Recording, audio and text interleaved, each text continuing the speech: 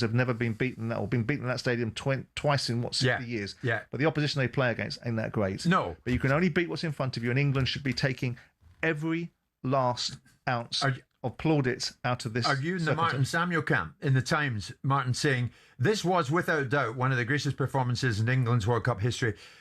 This century, at least, maybe all the way back to 1966, it's hard to put any one result ahead of it. Yeah. I mean, I'm slightly different from Martin Samuel. If I say something, I can debate it with people, not have to worry about going to a studio because I don't want to go in and debate it with them. So I have a different view on what I do and say and what I don't write. But I think there's a lot to be said for that. Yeah, I mean, look, we are very jingoistic at times. We're very prone to getting ourselves into situations where we say things that, that subsequently we wish we hadn't said. But you look at it and you think of the performances in recent times, and I've been in the position of saying, who have we beaten that we shouldn't beat? Now, I think we should have beat the Mexicans. So I'm not trying to be a miserable sod. I think we should beat them. The only thing that would have beaten us was the occasion and the expectation and the altitude. The altitude didn't play any factor, did it? No. We managed our way through that easily. The players managed, with due respect, the players managed the expectations and the pressure. Yeah. And the Mexicans were inspired by their crowd, but they were, despite the fact we had difficult times in the game, which you're going to have at international level, we were the better side. Sure. We were the more composed side at times.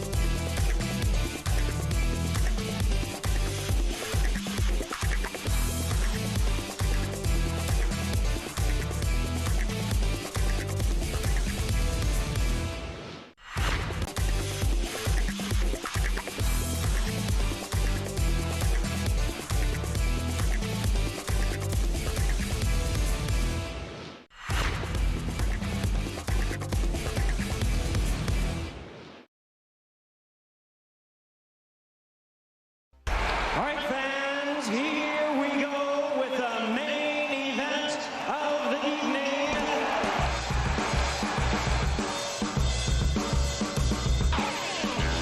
Good evening and welcome to the World Cup Game Day Sports Bar talkSPORT. I'm Jamie O'Hara, and over there, Jason Cundy. Has anyone seen Mexico? Can you hear me, Mexico? Yo, me doing hell. Look me to the altitude. Do me a favour, altitude. You're an absolute fraud, altitude. Rayo Mysterio. El Chapo. Can you hear me, Chapo? Can you hear me, Chapo? Yo, me doing hell. Never beat Speedy Gonzalez. Speedy Gonzalez. Superstar. Speedy Gonzalez. Can you hear me, Hank? You're doing hell of a bean chicorito taco. Thank you, flavor. Marichi man. Can you hear me, Marichi man? You're doing hell of a sombreros. Sombreros. Sombreros, you're doing hell of a bean guacamole. Oh, guacamole's getting them, you failure. Tequila. Can you hear me, tequila? You're doing hell of a beating. Pinatas. Salsa, Cancun, maracas, maracas, maracas. Can you hear me, maracas? You're doing hell of a beating, beaters. Burritos, jalapenos, Mexico beer. You're doing hell of a beating. Tortilla, nachos. Can you hear me, Mexico? You're doing hell of a beating. England were victorious at the Azteca. Wow, what a game. We dug deep and we got it done. Heroic performances all over the park. We are in to the quarterfinals. How good was Jude Bellingham? What a performance. Is that the best England performance you've ever seen. Can we go on and win the World Cup? We've got to talk about the performance. Unbelievable stuff. If you're watching us on the YouTube, you'll see we got the Mexican outfits on. Get involved in the show. We can't do it without you. 03 717 22 33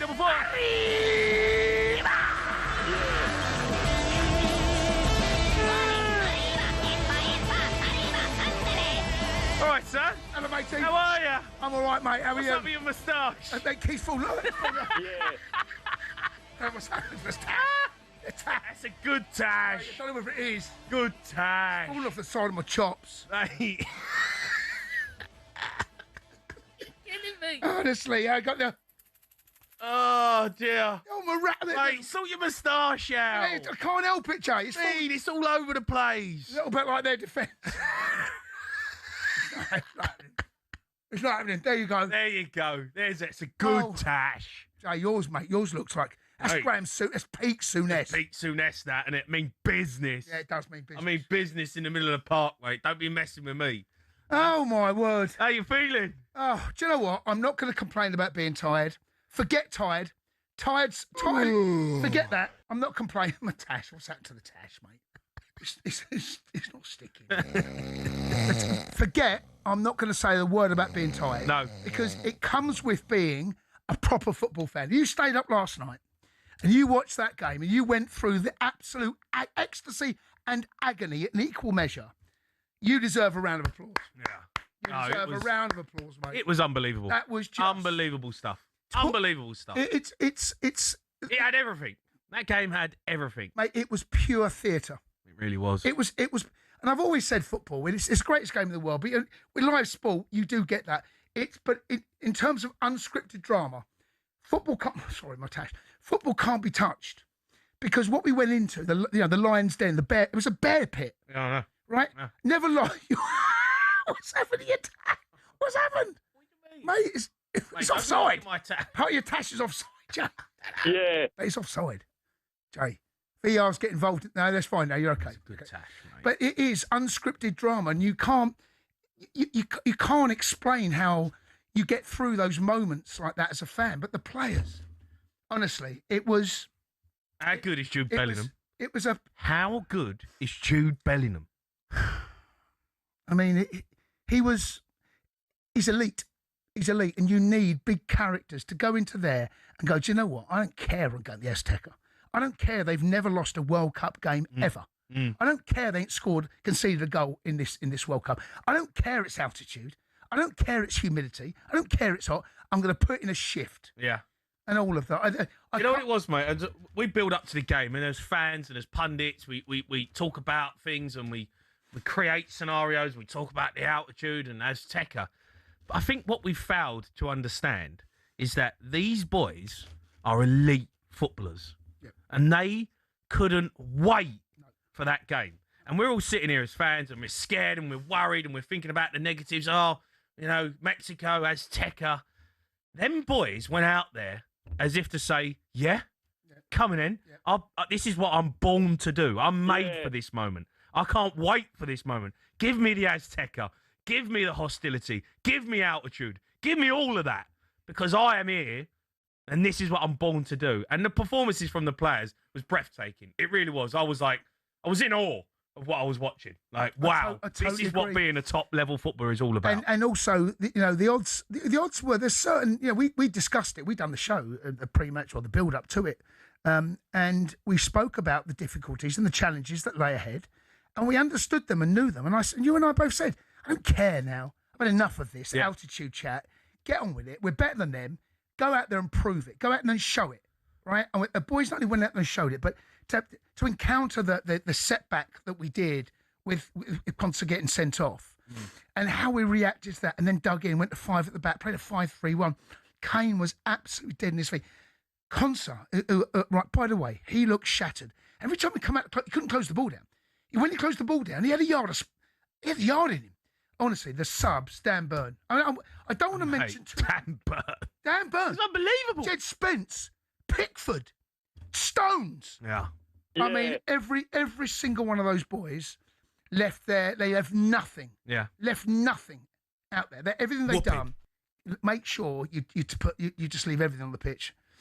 And do you know what? I don't think I've ever experienced a game like it. The turmoil, the agony. You've got to go through that as a fan. You know, you've got to go through those moments, and just wow, wow. Fair play to the boys. Unbelievable stuff. We made it through. Portugal have gone out. Just a little word on them. Yeah, Spain. It wasn't a great game, but Spain will they'll do what they do. They'll pass you to death. They'll make for the moment. They're patient. Ronaldo's out. Yeah, I mean, they go through. You called it on about 86 minutes. You say Spain win this 1-0. And I couldn't see where a goal was coming from. And then they're patient. They move the ball and they find a yard of space. Marino comes off the bench. Luis Diaz, he's come out. He's closed the ball down. But that little yard of space, Marino goes in, composure. Arsenal fans will tell you all about him. It's that little bit of a breath. Mm-hmm. It's a lovely ball that's played into him. Diaz gets dragged out. Yeah. Left foot, compose, breathe, side foot. Don't have to take the lace off the ball. It's a brilliantly well executed take and goal. But arriba. Let's go to some calls. Let's go to Tony. He's an Arsenal fan. All right, Tone? All right, Tone. Tone? Tone. Tony. Where's Tone? What's going on? Should we fight? All right, hold on. Should we go to another call? Are we struggling with the phone lines? What are we doing? No, don't say that. Tone? Yeah, hello. All right, Tone. I was getting worried there. Yeah, hello, guys. I just want to say I'm very proud of the boys. I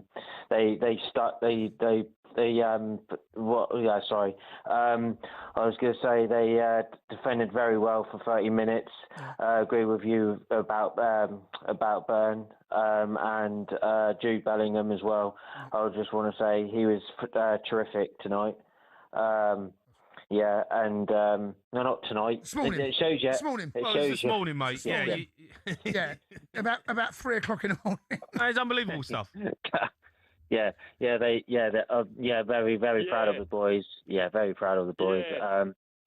If they continue how they played, I think we can be. Who's the team? Say it. Just say world champions. I mean, who's the team? We're playing Norway. Switch your brain on, Tone. Yeah. Tone. Yes, I haven't had a lot of sleep. Fair so. enough. I mean, fair enough. I'll let you off. Tone, I'm going to move on. I'm going to go to Paul. He's Everton fan. All right, Paul? P-Dog. All right, Cundy. All right, P-Dog. Jamie. How are you, Paulie? I'm great. Listen, have you seen the movie The Da Vinci Code? Yeah, do you know I have, but... Yeah, go on. I have. Okay, well, I'm going to tell you why England are going to win the World Cup. Go on. Right. Page 20, line 26, right? The nation that will overcome the world and all its enemies will first save their enemies' rights, and after 70 of failure, which is 60 years, will do it for Harry. Paul, what you want about? George and England. Get your money on England. The odds have gone down, though. Just done 3 weeks ago. Yeah, the odds were good a few weeks ago. Now you're giving little Billy Big Spuds. After Ghana, good odds. Jamie, you go look that up on Nostradamus' predictions, and you will see that I am right. Right.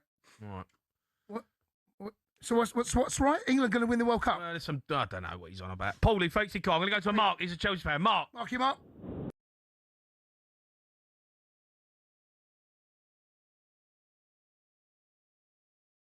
Before I do, I want to give you guys in the sports bar, I want to give thanks to you for you're really, really helping me through a difficult time in my life at the moment. So I just want to give you guys some appreciation. Thank you, Mark. Appreciate it, mate.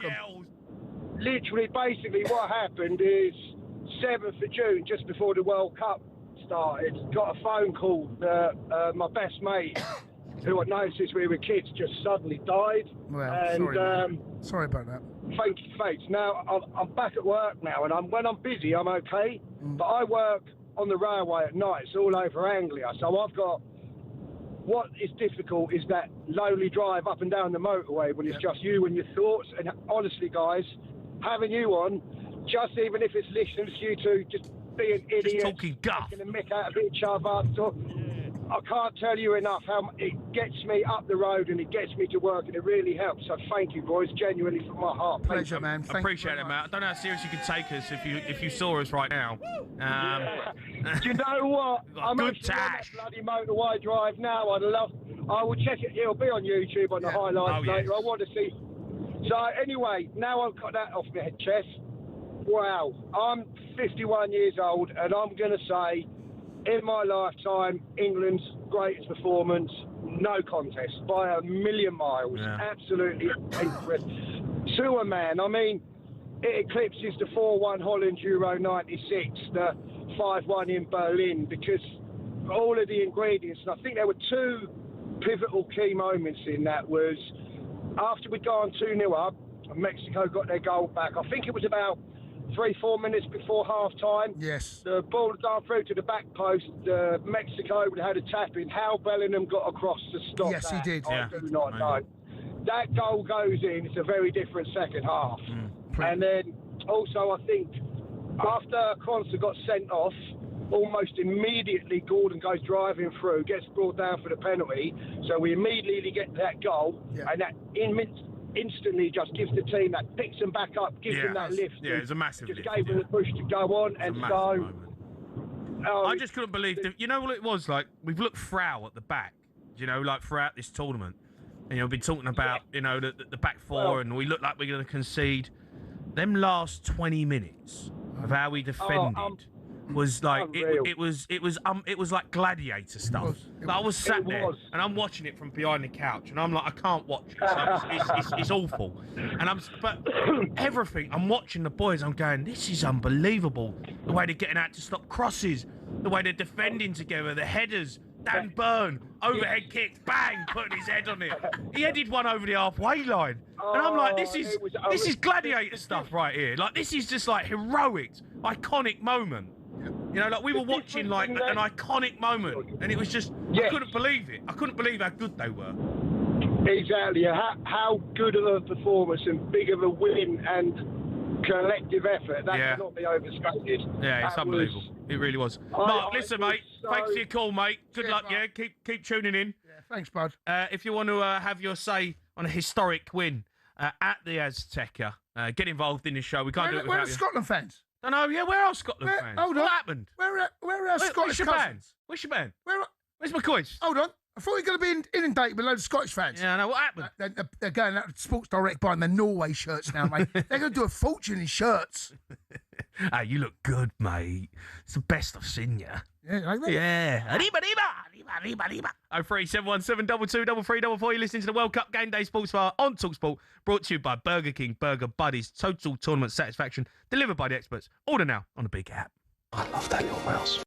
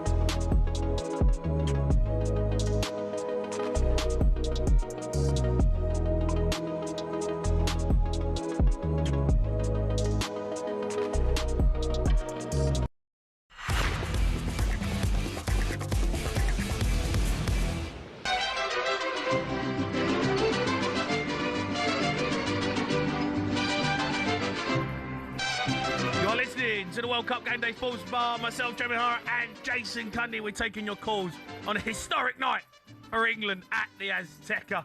03717 22 33 44. Let's go to Omar. He's a Man United fan, right, Omar? Hello. How are you, matey? Mr. O'Hara, Mr. Cundy, what's happening, Cundy? All right, bud.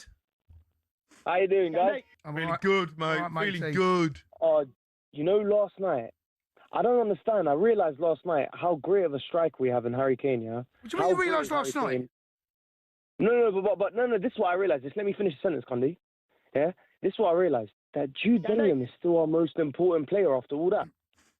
Well, they both are. Mate. Yeah, they're both heroes, aren't they? Let's Nah, be but honest. Jude, I mean, do you see how the way he was knackered? He had zero. He was running on zero for the last, 6 minutes, I think. Yeah, he's Absolute unbelievable. Zero. The shift he put in was just... It was like, right, I'm going to carry the nation. Here we go. Get on I board. don't know. He keeps doing it. He keeps doing it. That Jude. I don't know how he's doing it. Do you know what it is, But right? England- When we're going into the tournament, Omar, you know, like we knew Harry Kane was going to step up because he's been in unbelievable form. But there was a bit of a question mark over Bellingham, right? People were talking about, does he start? Does Rodgers get the nod? I mean, there were some people even phoned up the show saying Bellingham shouldn't even go, right? And you look at it and you go, when he puts in the performance that he put in, you're just in awe of it. You're going, this kid is just world class. Like, this kid is unbelievable. This kid he's different. You know, we knew we was going to get it from Kane, but we wanted it from Bellingham. And he has delivered tenfold. Again. And I think people forget how good he is. honestly, he's crazy. He's crazy. But also, it's just England in general. They've been getting a lot of criticism, and that's what we always bring them. The England fans, yeah, we always bring them a lot of criticism. You know, it's time to get behind them. Let's praise them now. Let's get behind them because they've done well, man. They've done really well, and everyone thought they wouldn't. Even us, we had our little doubts yesterday. Mexico, week building up with that altitude stuff. Do you know what I mean? They've gone and done it. They've gone and got the job done. But I'm going to say this now. I don't want to be a party pooper. Don't be a party. No, I need. Come on, just, mate. No, We're all no. dressed up. Don't be a party. No, I'm going. Okay, I'll be a party pooper, right? We got to take on Norway now. By the way, they're decent. Don't underestimate Norway. I'm not Do not underestimating, underestimate mate. Norway. Come on, like, give us a break. No. Do not underestimate because. This is what I'm talking about, O'Hara, innit? This is what we do. This is what we do, innit? It's next game now. No. Already. Look at Cundy. This happened this Hey, morning. come on. It's not even next Just day. won the Azteca. Jay, you're right. But We're dressed up in Mexican outfits. You want to talk about Norway? So you don't want to talk about Norway? No, forget Norway. Okay, forget Talk Norway. about the legendary night that we've just had. Okay, forget Norway. No more chat about Norway. We'll deal with that on Saturday. I'll tell you, though, that Erling Haaland. Don't talk about Norway. No. Can't Omar, listen, folks, I'm going to go to Paddy. Right, He's a Derby fan, right, Pad? Big trouble. How you doing, lads? All good? All right, Paddy, how are you? Yeah, mate, I good, but not last night, this morning. This morning, Everything that happened, the performance, and the fact that the game was so great, the emotion, and we all stayed up late to watch it. I think it's something we're all never going to forget, are we? I mean, come on. And the fact that we defended so well, we showed the grit, we showed we could do it. Yeah. Now, I believe we can win it. You know, we know France and Argentina are good, but we're capable of winning it. And, you know, Cundy, you said it at the start, the unscripted drama, everything that you go through when you watch football and the World Cup, it's just incredible. I'm just so proud of the lads. It was brilliant, mate. You said something about Thomas Tuchel earlier to me, which kind of is like, now I'm starting to believe he's a knockout king. Well, he is. He's considered knockout king. And I said to you, are we now looking at Tuchel's side now? Because he changed it, didn't he? He changed he had it. to. He did what he had to. Yeah, but he did it perfectly, didn't he? Dan Burn. He knew he was going to go on, you know, win the headers, and even Jed Spence. Everyone played the part. All the subs that he brought on, and you know, and we need to talk about Bellingham as well. Just absolutely, he's just incredible, isn't he? And how old is he? What, 21, 22? He's just 22, 23. But in a tournament, it's a joke. In a tournament, you grow into it. And I do feel as though that performance was one of those you go, right, now there's genuine belief. Not that we didn't believe we could get to... Do you think we can win it now, lads? After of course that? we You can. do, don't you? Cool. Your Tash is killing me. My Tash is having all sorts of problems. Mate. Anyway, Like, can we win it? Mate. The simple answer to that is yes. And for the first time, I now believe that we... Of course we can win Jamie, it. do you But I think we genuinely can win feel it? that we are now right in there, right in the hunt. After that performance, you know, I didn't believe. I thought we were good, right? Yeah, Against Croatia. I agree with you. Second half, and I was like, I had a bit of belief. Then I watched Ghana and Panama, and I was like, nah, don't see it, can't see it.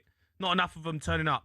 And then we can't beat France after that. But now, and then now I look at that and I go, well, we showed everything in that game. Yeah. Everything that you'd want from a team. It's true. Was in that performance. It needs to win a quality. tournament. Yes. You know, like relentless pressure, winning the ball back, ruthless, midfielders doing their bit, and then, you know, having a man sent off, digging in, substitutions bang on. Like everything you'd want from a performance was there. We're going to do it, lads. Honestly, don't want to talk about We are Norway. right in the hunt. We got a chance. We're right in the hunt. And Got a Jay's chance, right. mate. We'll beat Norway. Well, okay, Whoever listen, we face we in the can't semis. mention Norway, right? I've just got No Norway chat. Can't We don't mention talk Norway about yet. Norway. No Norway Okay, chat. cool. No, Not tonight, mate. can't. Not having it. But All all of the things that are required, Brilliant performance. all the things Nice that are one. required to go deep into a competition like this knockout competition. We know we've got the quality, we know we've got the technical ability, all that, but there are minerals you have to rely on to get through games. That last night was all about heart, spirit, determination, and belief. All of those sort of things. Forget talent, forget ability. All of those there. We went to the well and we stayed there and we managed. Where's the tash gone? Cundy's a Mexican tash that he's worn. You're having some issues. Man, tash problems. Mind you, so you fed. Hey, don't be knocking my tash. I'm not mate. knocking it. I love Mate, your tash. I look good. No, you Don't don't. know, mate. I sent a picture to the missus. She was like, Yeah, bring it home. bring that tash home. It's all right, that tash, you know. No, you do. It suits you. I might have to move to Mexico, Keith. Do you know what Have I a do? bit Do you know of what I do? I'd grow a tash and then dye it black. this. Get your beard. Get rid of your beard. When you get rid of the beard, Looks all right, mate. Kind of having it a little bit. you look. Do you know what, mate? If you walk down the high street, I wouldn't mess with you, mate. You look hard. Oh, chapos, mate. Let's go to John. He's a Watford fan. John, what? Oh, hello guys. How are you all doing? All right, matey. So this is going to be probably an unpopular opinion. Oh, here we go. Here we go. How good was the timings of the hydration breaks yesterday? Because we could target the first 20 minutes, which we needed to sit back tight, absorb the atmosphere. We then regrouped at the hydration. We had the team talk. Yeah, go on. Then it was to get to half time, 2-1 up, had the break, and then in the second half, right under the pressure, when that as I said, the third quarter came, we could then regroup, have a proper team talk in the middle of that break. So I was for the first time in this World Cup, I thought, the hydration breaks were actually quite key. Yeah. Well, yeah. They've been key. They'll. Oh, this tash, mate. He's just not having it. just leave it off, mate. We'll sort it out in the break, mate. Let him see. Listen, the hydration break, if there was any game it was going to kind of help us, it was probably that one, right? Because you have to deal with the first 20 minutes of pressure, the altitude, whatever, blah, blah, blah. But, it was, you needed that little respite because they come at us, right? First 20 minutes. First 20 minutes until the hydration break, I thought Elliot Anderson and Declan Rice were too deep at Bellingham. And they kept dropping into that back line. And I don't even know it wasn't a press. Kane has come out.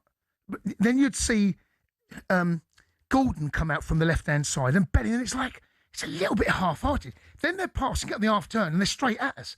And then after the hydration break, that gap between Bellingham and the midfield two was so much tighter. And that's where the second goal comes from. Yeah. I know it comes from kick-off. But you think about it, that wasn't happening in the first 20 minutes. No. They get after it, didn't they? Yeah, they did. And then I said to my boy and my wife, I said, when we scored the second, got to get to half time now. Yeah. 2-0, get to half time, and then we concede, and the game has changed again. It's taken another twist. Oh, it was unbelievable. Taken another twist. Do you think that's one of the greatest games ever? As an England fan, I can't remember them going through that sea of emotions, that roller coaster ride. I don't recall going through, and I've been through a lot.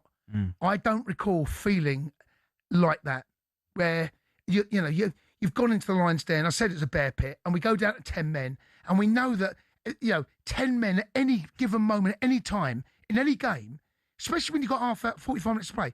But then in altitude and thinking about the heat and everything, it's like these boys. Now that's a concern. These boys. What are you laughing at? I know. Honestly, your Tash is killing me. You got to sort this out in the break. The Tash is killing me. Anyway, it was one of those games that you will always know. Where were you when England beat Mexico 3-2 in the Azteca? Yeah. It's one, you know where you were. All right, get your calls in. You want to have your say. Big night. 03 717 223344. You're listening to the World Cup Game Day Sports Bar on talkSPORT. Brought to you by Enterprise Rent-A-Car. Whatever it is, they're here for it.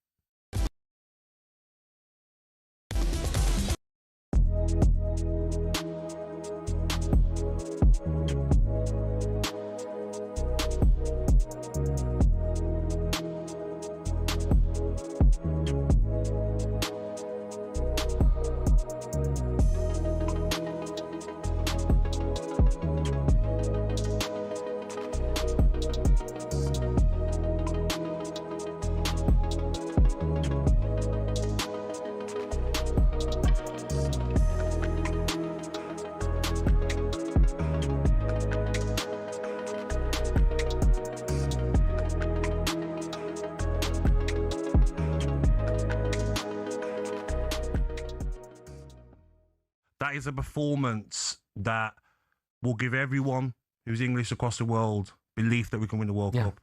They fought like lions. They went to the Coliseum and they stood up against the intimidating fan base. 87,000 attendants, probably 82,000 Mexicans. The altitude, no problem. Yeah. Heroes, all of them, every single player. And I agree. You know, watch every minute of it, because within that, you've got goals, penalties, woodwork being hit, red cards, all sorts of other things going on around the pitch. Incredible, Jeff. As well. I think at the end, I saw somebody tweet that it was a Tuchel tactical masterclass. Now, I disagree with that. Okay. Because I think that certainly second half, this was down to willpower, determination and grit. Yes. And every single England player showed that. And I mean, I've got players that I want to single out, but what about you, Gabby? Who would you single out? I think Jordan Pickford was fantastic. Yeah, I mean, Troy Deeney saying that we can't win the World Cup with Pickford. I'm sure he'll take those comments back, knowing Troy is a good guy. I thought Anthony Gordon was fantastic, did everything that was needed. And I thought Jude Bellingham was a standout player. 2 goals. He was the clearance off the line in the first half, the end of the first half, the way he was running with the ball. He was like a man possessed. But it's hard to even give anyone a standout performance because they all fought like lions. Like you said, Jeff, maybe not a tactical masterclass, but the way he went to a 5, the way he brought Dan Burn on, do you know what I mean? I think that worked in our favour as well. And such a heroic performance. And I agree with you, they ran out of ideas, Mexico. They were shooting from weird positions. They just couldn't get through a stubborn defence. And Jordan Pickford, fantastic. Great credit to England. Yes. I would mention Bellingham as well. Yeah.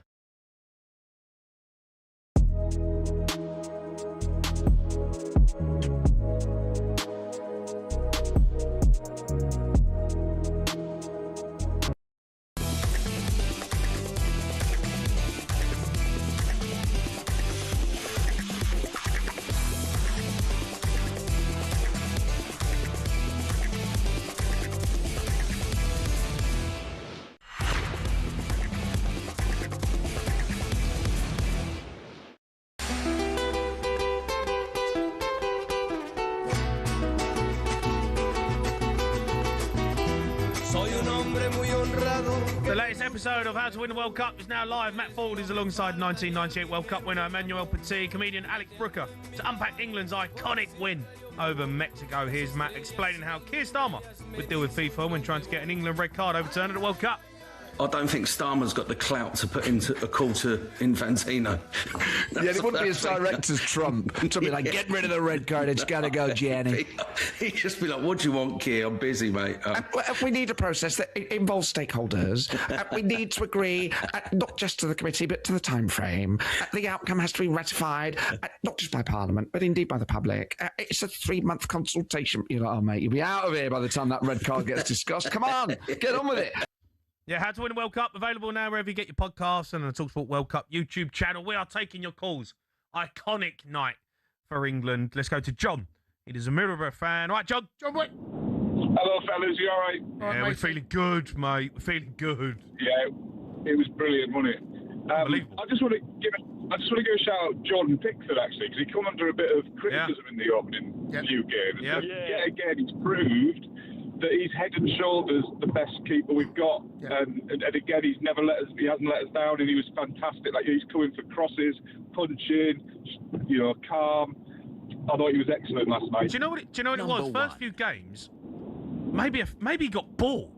Like he wasn't having to do much, and I felt like I was watching him going, he's not quite at it. He didn't he missed a couple of balls, getting past him. It was like, is he on it? There's a few crosses. I know he let that one in the pass, didn't he? That was unlike him. But I think, but like last night, when you need someone to step up, when you need someone to go right.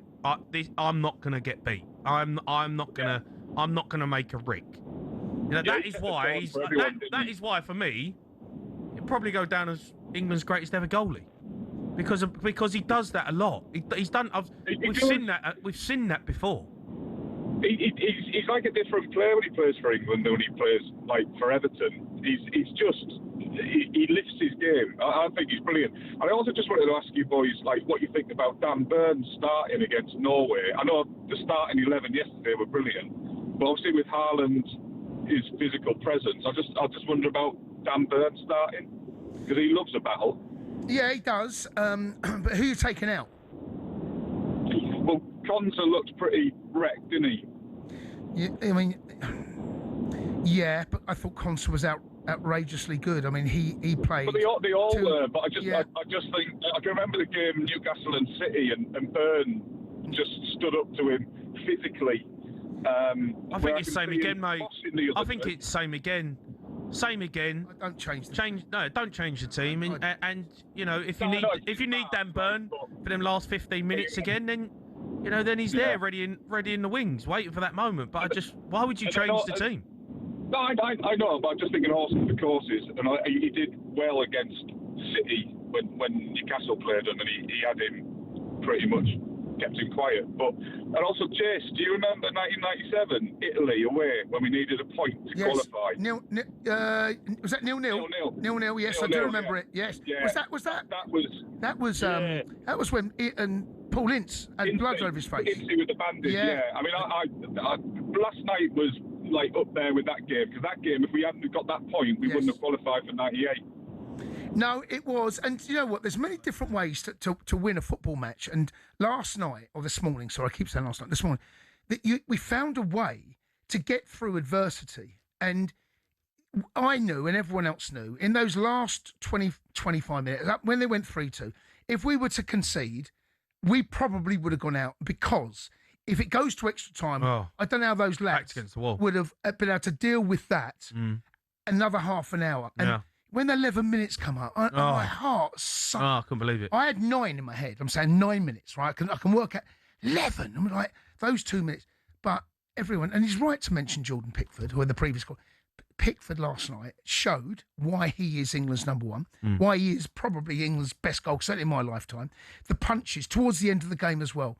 I take your point about getting bored, because he can be a bit sloppy at times. When he's on it, he's on it. Yeah. He is absolutely on it.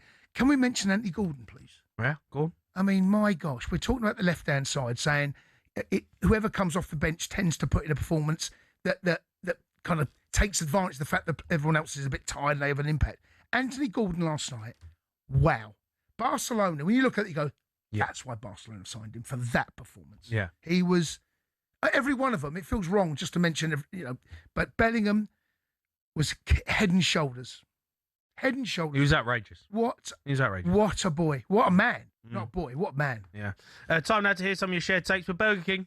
Shared takes on talkSPORT with Burger King Burger Buddies. Total tournament satisfaction delivered by the experts. Order now on the BK app. Let's go to Ollie. He's a Chelsea fan. Right, Ols? Ollie. So, boys, how are you? All right, good. matey. How are you, boys? Feeling good, mate. Feeling good. What time did you get to bed, Ollie? Unbelievable. What time did you get to bed? Mate, that's what I'm about to tell you. I nearly had a stinker this morning. Go on. Nearly had a terrible one. So I'd had an early night. I had to wake up early this morning, 7. Boss weren't letting me have a day off. So I thought I'll go to bed early, hit the sack at 9, set the alarm for 1, thinking it was going to kick off at 1, you know. Yeah. And I've woken up. It must have been destined, really. I've woken up. It's 2:30. I turned the phone on thinking, oh God, what's going on? I must have missed most of the game. So I switched it on secretly. Mrs. in bed, turned it on. 30 seconds later, Bellingham scored. Bang! And I'm absolutely running around the room. Mrs. is like, what's going on? I'm thinking, get in there. What a goal. Yeah. And then what? 2 minutes later, they scored again. 98 seconds. Mate, it was just absolute scenes. Like you said before, Jamie, about where are you when we scored those goals. I remember running around my room. Absolutely just... When you say running around your room, running around your bedroom or running down around that, in the living room, where were you? Well, I was in bed. Yeah. I switched it on. I sort of sat up a little bit. My eyes were weary. Yeah. And I saw we've gone on the go. We've gone on Hold the on, attack. did you turn it on the telly or turn it on your phone? Turn on the telly. So the missus is still kind of like weary-eyed, and I'm thinking, just keep it down a little bit. And then I've seen us go. I jumped up, jumped off the bed. I thought I snapped the old plank, but I've done all right. Ran around the room, mate. It was absolute scenes. But I just wanted to come on and say I thought how brave it was for our boys to go all the way to Mexico to play in front of 60,000 Mexican fans booing us 80, all game long. 80, and to just put on a performance, a display like that, I just thought it was heroic from the boys. Absolutely heroic. And, when you think about what the adversity they had to come over, you know, like the travel, going to Mexico, not being able to acclimatise, you know, playing in the hostility, having the guys outside their hotel room with the fireworks, you know, the hostility going to the ground. And, you know, to put in that performance and play the way they did, it's iconic. It's an iconic performance, right? You'll sit there in years to come, regardless of whether we win the World Cup or not. Mm-hmm. That game will be replayed for decades. Yeah. Everyone's going to remember that game, that moment, that win of how they played and the drama. Jay, see, I agree with all that, and I'm going to be a bit of a party pooper now, right? Got to win it. No, from that, now we've shown what we've got under the bonnet. Why don't go and win it? Because it's a little bit like Arsenal, right? When Arsenal scored, though, Declan Rice scored 2 free kicks against Real Madrid, brilliant. Didn't win it. You've got to go and win it now from this point, because mate, you still got to come up against Argentina and France, and Norway. I know, but I don't want to. I get it. 5 years' time, sat alongside you saying, do you remember that game? Honestly, it was so good against Mexico. What happened? Yeah, we got beaten of semi or beat by Norway. But don't want that. That performance will live longer in the memory if we go and win it now. Well, of course. But I'm saying, I know it's euphoric, and I know we're sat here, and I cannot believe what I saw last night. And it is such a proud feeling to be an Englishman right now. It means nothing. Will mean nothing if we don't go and win it. Why are you putting downer on it, mate? I'm not putting downer on it, mate. You are. I'm not. You sat there with a moustache on, sunglasses as a sombrero. Why are you putting a poncho? And poncho, like, come on, mate. No, I want to go and win it. I don't. It's all well and good, like, you know, basking in the glory of what was an unbelievable night. God, we have to go and win it. Go again. You've got to go and win it to back that up, and then back it up again, and back it up again, and we're world champions. Honestly, I've seen too much football, and you have. You need now to go and back it up and go and bring home the trophy. Sorry, am I being a little bit, but, you know, I hear you. If you've got a shared take your own, you can voice note. Simply give us a call, 03717 223344. It's all thanks to Burger King. Shared takes on talkSPORT with Burger King Burger Buddies. Iconic winners delivered in the box every time. Order now on the BK app.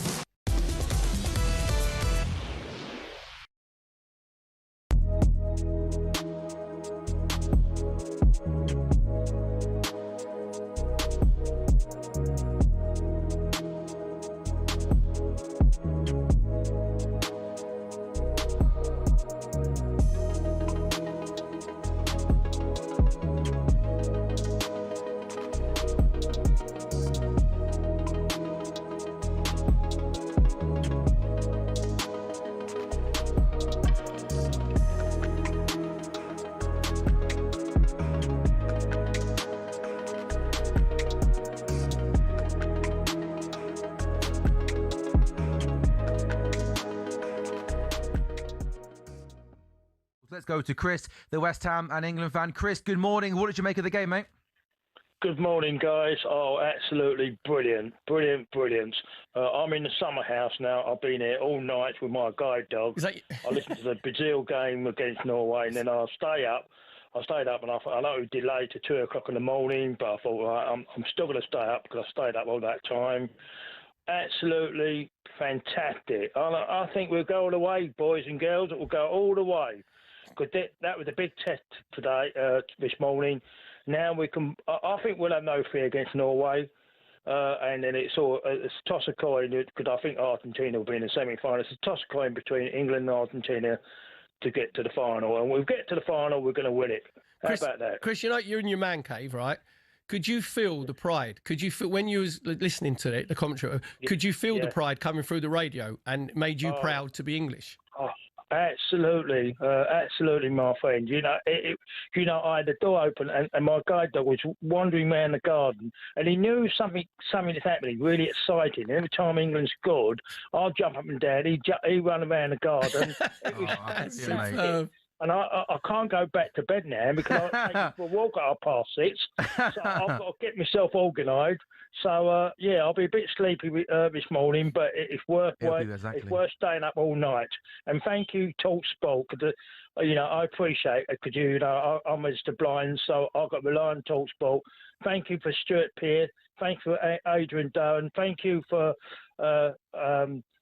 Jim, and thank you for Faith Roberts. They're all fantastic to keep me awake, and that's what it's all about, isn't it? Chris, we want to thank you for listening, because talkSPORT is anything without our listeners. You make talkSPORT. God bless you all. Chris, you're a good Thanks, man. Chris. Go and take the dog for a walk, mate.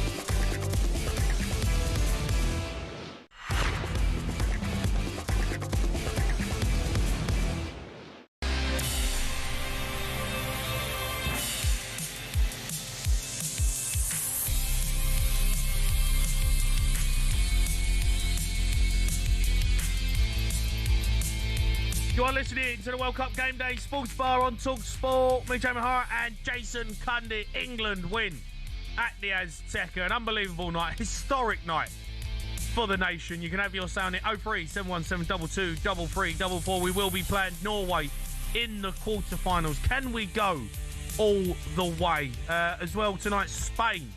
They go through. They beat Portugal 1-0, scoring in the last few minutes of the game. Cristiano Ronaldo is out of the World Cup, probably his last World Cup ever to play in, so you can have your say on that as well. But let's get back to some calls. Let's go to Theo. He's an England fan. Theo. All right, Theo.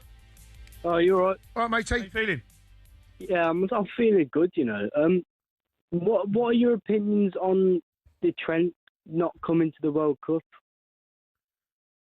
That ship has sailed. Yeah, I mean, what difference does it make? Because we don't have a fit right back. Reece James is known for being injured. Kwanzaa obviously got in the red card. So who's the backup? Well, Reece, I think, is fit for selection against Norway, from my understanding. I believe so. But, that conversation, it's never going to go away while there's problems at right back. And I think we had 5 or 6 players at right back. We played a right wing back towards the end. Conser played right wing back. So it's been a real problem area. We managed to overcome it. Look, we've had that. Everyone's had their say. Trent would have come up for me instead of Chalobah. Tuchel's, you've got to trust him. Tuchel makes the decisions. He is the one that the buck stops with him. And so far, we've managed to get away with it. Yeah, I think our biggest threat now is not Norway, not Argentina. Our biggest threat is France. Mate, listen, You're not stuck in Theo. very far there, have you? Yeah, let's get there first. Yeah, come on, mate. Let's get past Norway. You got to beat Norway. They just beat Brazil. They've got Haaland. By the way, I saw them against Brazil. They were good. Yeah, decent. They are. Brazil did have chances, though. I'll give them that. Yeah, They had chances. But you know, when you've got Haaland in your team. Yeah, 100%. He's done nothing to score 2 goals. Keep Haaland quiet. So we did score 2 goals. Yeah, but what do you mean? All you got to do? Do you say all you got to do? All you got to do is keep Haaland quiet and score goals. Yeah. Well, I mean, yeah, that's easier said than done, isn't it? Yeah. I mean, you try and keep Haaland quiet. See how good he is. He done nothing but bang. Did you see his goal? His header. Did you see his movement? Yeah. Like I see it today in social media, and like it's got player cam on him. He's walking, disinterested, like literally walking, gets in the box, sees the cross coming in, bang, goal. Right.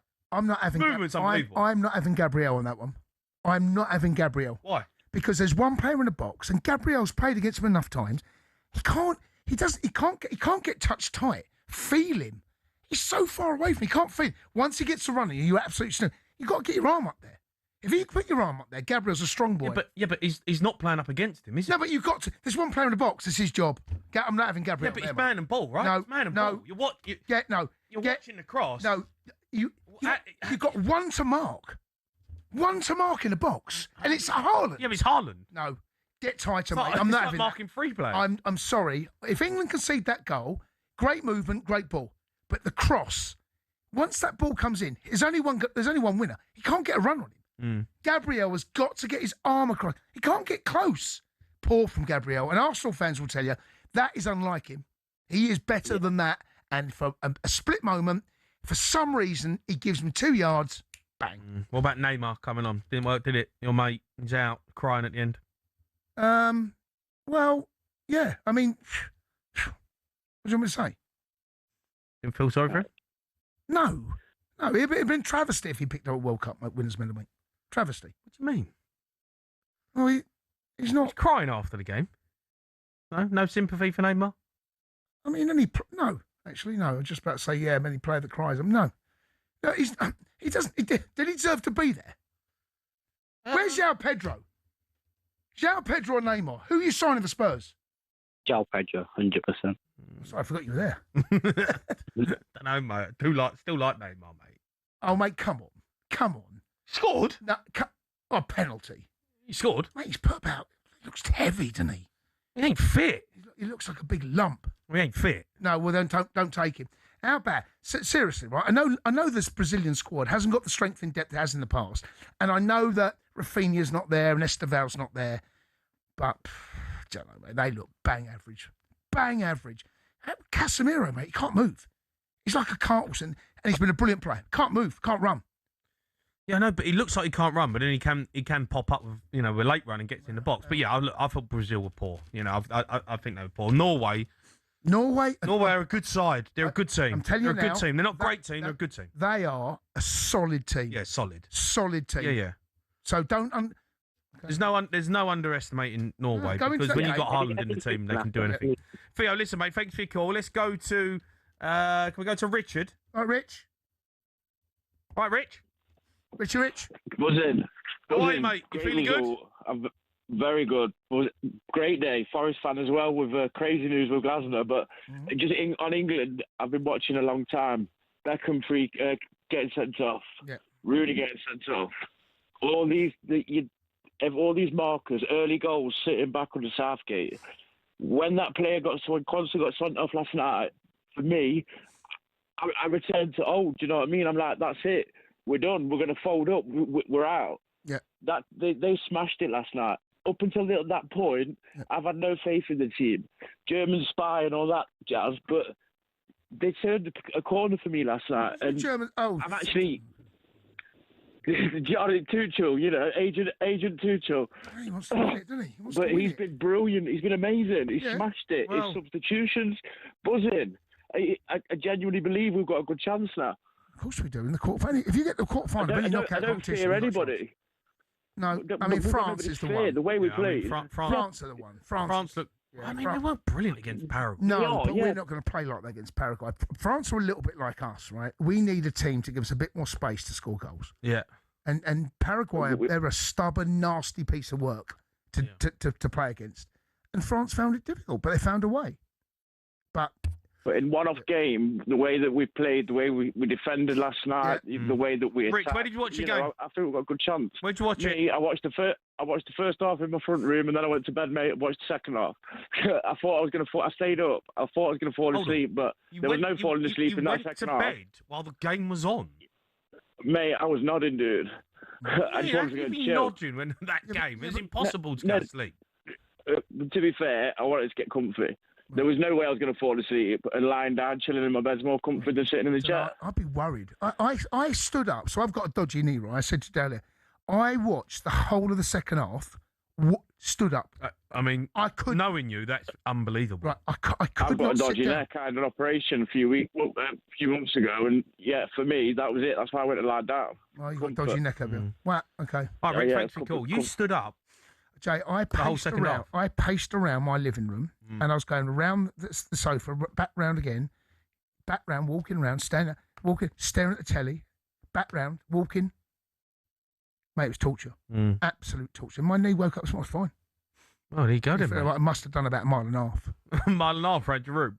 It was bad, wasn't it? I was screaming at the telly. I got the dog barking at me because she don't know what's going on. The dog's screaming at me. I was screaming at the telly. Mrs. is upstairs trying to sleep, and she's like, what's going on? Danburn! Exit! Danburn! Exit away! Clear it! Clear it! I was like, what is this? Shut up! Shut up! Poor dog at that time in the morning, 3:30 in the morning. The dog's going nuts. It was unbelievable. It was ridiculous. It was ridiculous. Let's go to Mike. He's an England fan. All right, Mike. Mikey. Me, Michael. All right, Michael. Hello, how you doing? All right, Mikey, baby. You know what How you happened to me last night? I fell asleep and missed it all. I can't believe it. What? I've been watching England for 30 years and I fell asleep. You missed the game?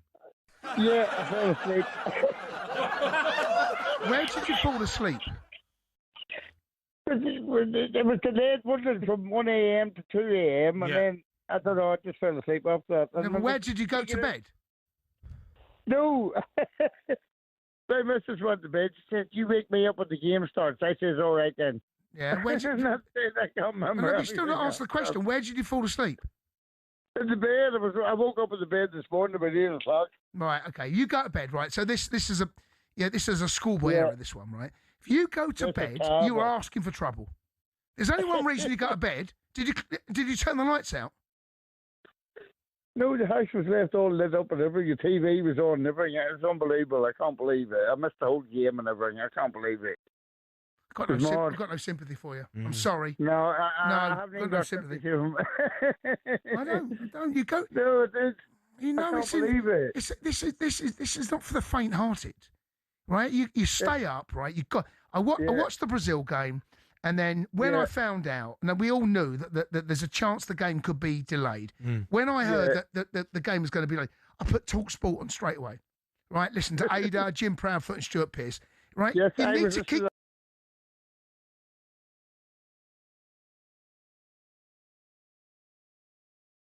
I don't know what happened after that. I had a few wines, I must say, but Slept like a baby. I woke up this morning at 8 o'clock. The first thing I grabbed my phone to see what the score was. I can't believe it. You missed that classic. I'm going to watch the highlights tonight, though. No, watch the whole game. Highlights. Watch the whole game. Don't watch the whole game. Just don't watch 90 it minutes. again. Just watch the whole thing, mate. It's unbelievable. Yeah, I tell you what, you won't be disappointed at the end. Jesus, I was really, I couldn't believe it. I missed it all. Jesus. And all I keep on about the wife there all week about this England game. Yeah. Unbelievable. Mikey, listen, mate, thank you. Cool. Shambles from you. A bit of breaking news for you. Portugal manager Roberto Martinez has confirmed tonight that his contract as Portugal manager has expired. He will be stepping down as manager. Martinez. What do you mean? Roberto Martinez. You're not having him? No. Not having him. Not at all. Even when he was at Wigan, weren't having him. Belgium, not having him. Portugal, not having him. Not one little bit, mate. Everton, not having him. I mean, not having him. I was disappointed with them tonight. I thought Portugal. Come on, that team is a great team. Yeah, he's obviously a good manager, but he is nowhere near elite level to get a team like that. That performance tonight was nowhere near the level of that midfield, what they're capable of. And he consistently proved me right. You know, he had the golden generation. He had Hazard. He had Lukaku, De Bruyne, Silva. What he has had at his disposal, and even now, he's not elite, mate. He's not. I'm afraid. All right. Keep your calls coming in as we discuss England's historic win over Mexico at the Azteca. You are listening to World Cup Game Day Sports Bar on talkSPORT, brought to you by Burger King Burger Buddies. Iconic winners delivered in the box every time. Order now on the BK app.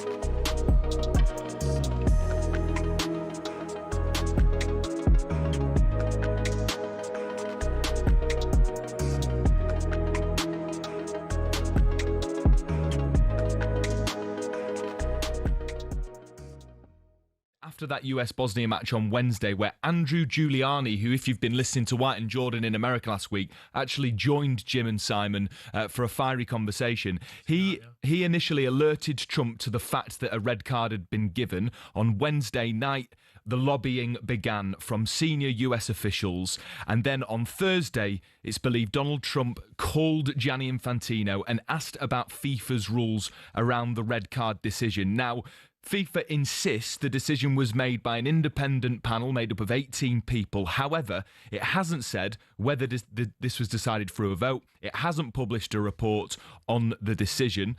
The US Soccer as well say they've been engaged with the process, but argued slow motion replays distorted all of it. But essentially what we're seeing as the hours from this unprecedented incident come through, that there was multiple instances of contact between senior US members of the government, including Donald Trump and Gianni Infantino. And interestingly, Thomas Tuchel was asked after Jarell Quansah was sent off, what precedent does this set for him? Where does this start and where does this end now?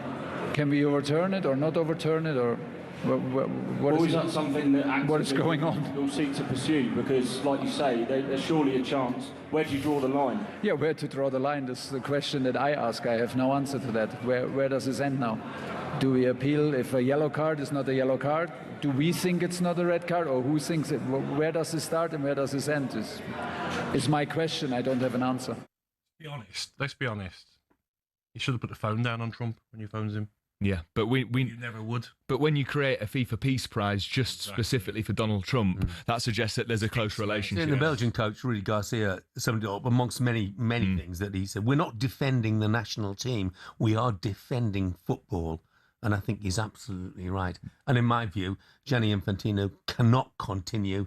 His position is untenable. He should quit. You can see the game, can't you? Balogun, goal. You just see it already, can't you? Yeah. He's going to be the difference.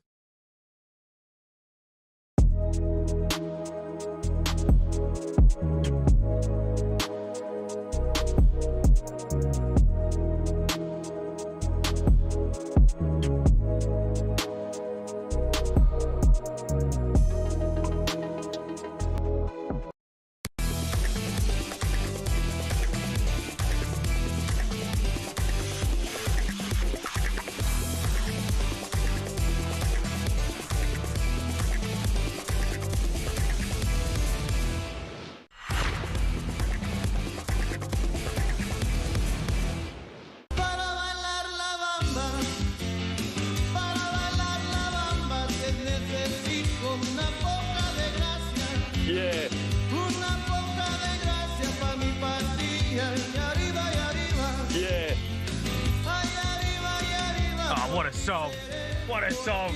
Come on, get into the chorus. Yeah. You are listening to World Cup Game Day Sports Bar talkSPORT. Me, Jamie O'Hara, and Jason Cundy taking your calls. Iconic night at the Azteca for England. La Bamba. Yeah. La La Bamba. Oh, what a song. Yeah. 03717223344. Get your calls in. Let's go to Patch. He's a Gillingham fan. All right, Patch? All right, Pat. Is it Patch? Patch. Patch. Patch. Hello. Patch. Hello, you all right? How are you, Patch? You good? Right. Yeah. I spoke to White and Jordan the other day after the Congo game, and I said, it don't matter how you play, you've just got to win. Just got to win. True. And we won. We've done more than that, though, didn't we? England. So when we played. No, I'm talking about the Congo game. We just won the game. That's all we needed to do. Right. Yeah. When we played a better side who come at you, like Mexico and Croatia, they done the same. They come out. We beat teams. When we play the teams with a low block, we struggle. Mm-hmm. All the teams now are going to be coming at us and playing out. So we should have a good run now, I think.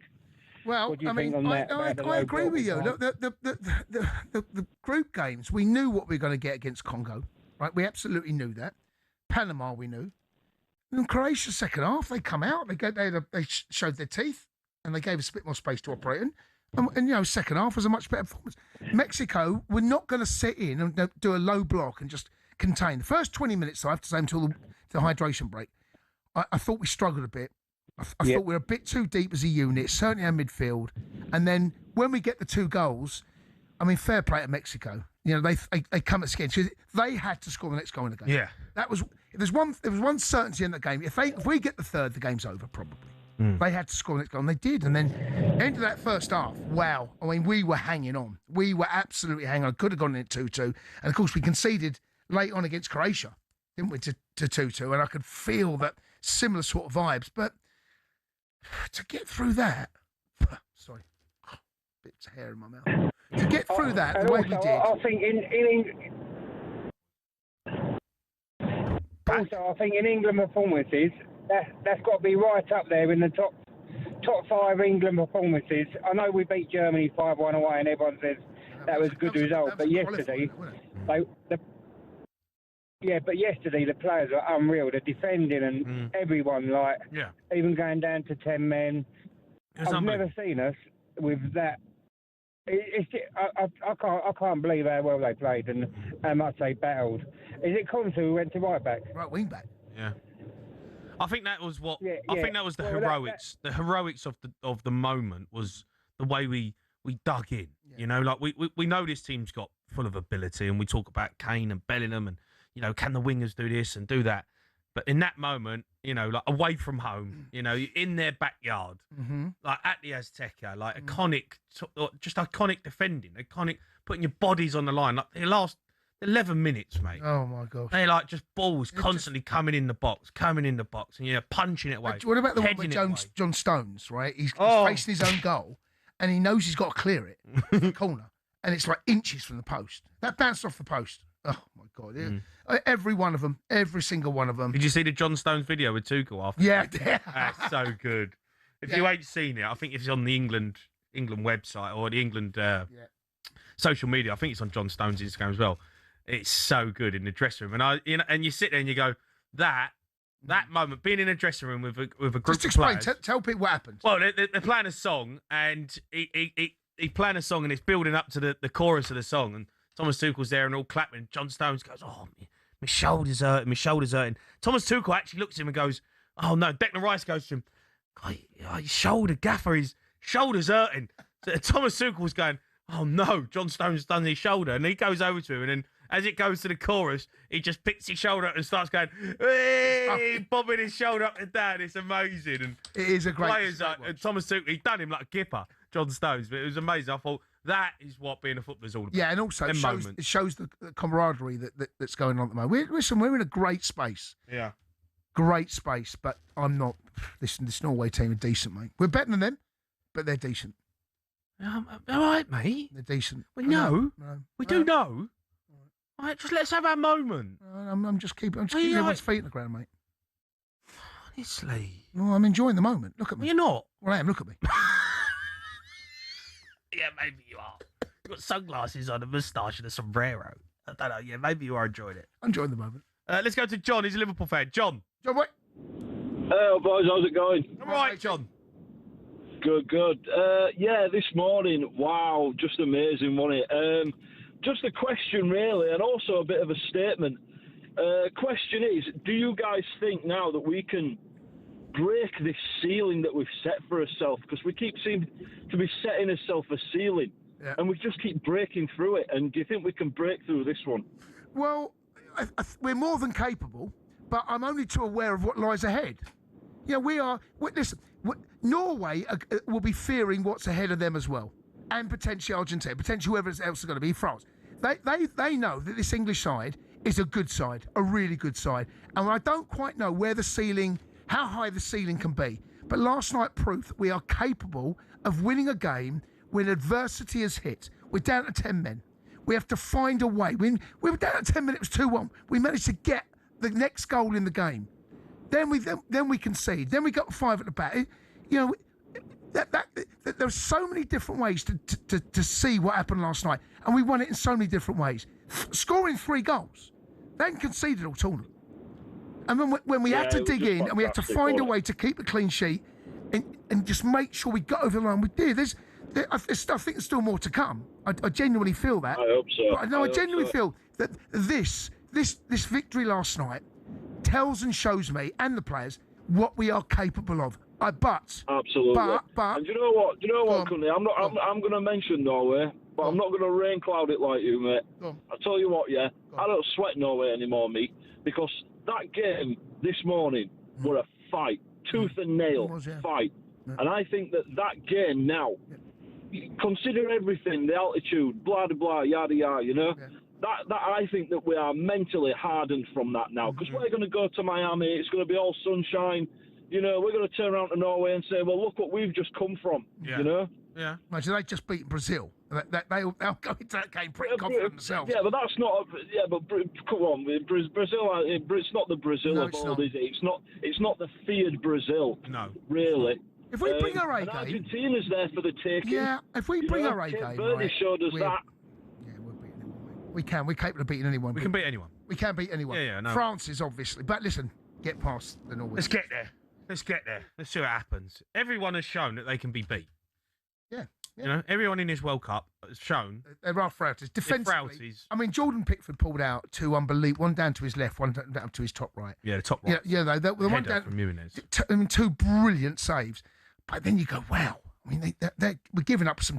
We looked at times a little bit defensively shoddy. I felt in that first half towards the end, looked vulnerable. Not at the end of the game, though. No, at the end of the game. Most. At the end of the game, absolutely, yeah. Let's go to Charles. He's a Chelsea fan. All right, Charles. All right, Chaz. Guys. All right, Charles. All right, Chaz. Can you hear me? Chaz? Yeah. Chaz? Yeah, I want to say the same thing as everyone else. What an incredible game. And I love Speedy Gonzalez. Speedy Gonzalez? Hey, I love him. Burrito you ever did see in all of your life. Anyway, look, he brought the subs on, when he brought Dan Burns on and Stones, incredible.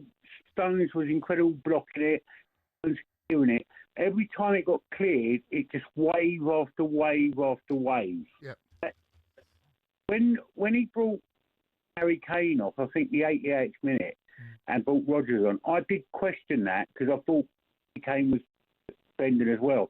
But that Rodgers, he just held the ball up like 5 or 6 times. He bought 30 seconds every time. Every time he bought like 20, 30 seconds. I have to say, Charles, I'm with you on that a little bit. I had a massive panic up because you take Harry Kane on, you take him off, and then they score. You're thinking, what I thought in my head. No, here we go. We've got another half hour without Harry Kane. You know, but and Thomas if it goes Tuchel, to pens. Yeah, and it goes to pens. It goes to pens. But Thomas Tuchel believed that he could see the game out. That was it. That was the moment. That is what he's paid for. That's why he gets the big bucks, exactly. right? He goes, look, Kane's dead on his feet. Yeah, the game's won. We just got to see it out. Like, we ain't going to extra time. In his head, it was like, the game's won. We're winning this now. So fair play to him. You know, fair play to him for making them decisions. Yeah, but every substitution was great. Burns, Stones blocking them things on the court. Oh, mate, he was immense. And then Rodgers come on, and he was the only one up there to hold the ball up rather than... It was wave after wave, but he held the ball up like 5 times or 6 times. Yeah. That's heroic. It was incredible performance by the save down to and the one he kicked over the bar, mate. Incredible. Charles, listen, mate. Thanks for your Cheers, call. Chaz. Can we just say a little get well soon to Jordan Henderson? Oh my God, We haven't mentioned it. I'm absolutely gutted for the lad. I mean, obviously he's celebrating after the game, and he's gone over the holding. He broke his arm. Yeah, he has. And absolutely gutted for him. I know he's not featured. And did he play against Panama? He came off the bench, mate, towards the end of the game. So he's featured in the World Cup, Yeah. which is an amazing moment for him because I think it was his fourth World Cup, which is incredible. Yeah. Absolutely gutted for him because that's his World Cup over. It's been Yes, it is. confirmed he's out. And he's going to have an operation. Yeah, that is devastating for him. It's so I mean, he climbed over and then you see him tumble and fall, and he's just, for whatever reason, he'll deal that fall 100 times, mate. He ain't doing that. Devastated for him. Gutted. But he's still very much involved. I'm sure he'll be around the camp. But yeah, that is a big miss. Big miss, because you never know when you might need him. I mean, look, who thought that Dan Burn would come on and in a situation like that? And Dan Burn, he's up for the fight, right? Yeah. He is absolutely up for the fight. What about, I've got to say again, what about the overhead kick with Dan Burn sticks his nut on it? John Terry-esque. It bounces off it, goes about 50 yards. I mean, fair play to him. But, get well to Jordan Henderson. Indeed. Gutted for him that he's gone out of the tournament in the fashion that he did. But he's what a legend. Up next, we're going to be building up to USA v Belgium. We're going to be joined by talkSPORT US correspondent Ben Jacobs live from Seattle. You're listening to the World Cup Game Day Sports Bar on talkSPORT, brought to you by Enterprise Rent a Car. Here for it. Book now at enterprise.co.uk.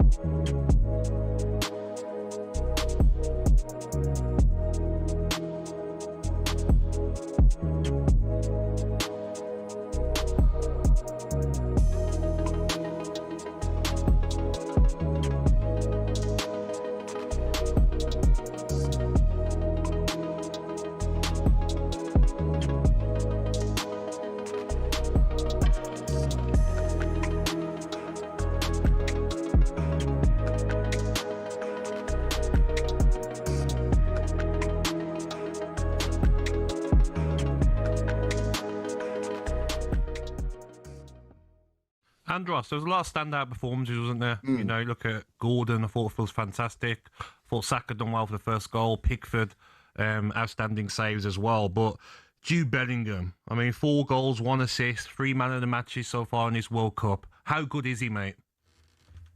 I think so far this tournament we've seen an energetic Jude Bellingham. He hasn't been at his majestic best with the ball, but this morning, last night, he was amazing. The way he was jinking past defenders with his trickery, wiggling out of 2 or 3 players. It really was one of the best players in Europe. It really was a really top performance. But for me, the man of the match was Anthony Gordon. I know he's had his criticism, but that energy and intensity he brought in and out of possession, I don't think England really needed it, because we didn't have it with the altitude. Not many players had that energy. So to see Anthony Gordon closing down people, especially for the second goal, when he got England up the pitch, his 1v1s, he was dominating them. His delivery was good. It was really pleasing to see. Yeah, look, he was absolutely brilliant. I mean, you mentioned it there, Andros, you know, with the altitude and the huge effort that went in, particularly with 10 men.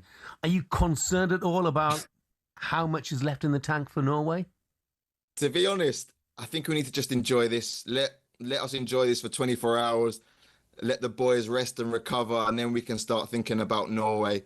But they also had a tough game against Brazil a few hours before, so it's not like they had 24 hours or 48 hours longer to rest like Mexico did coming into this game. So I think both teams will be feeling it. It's been a long old tournament, an extra game added as well. So yeah, let the boys recover, and then we can start thinking about Norway in the next 24 hours or so.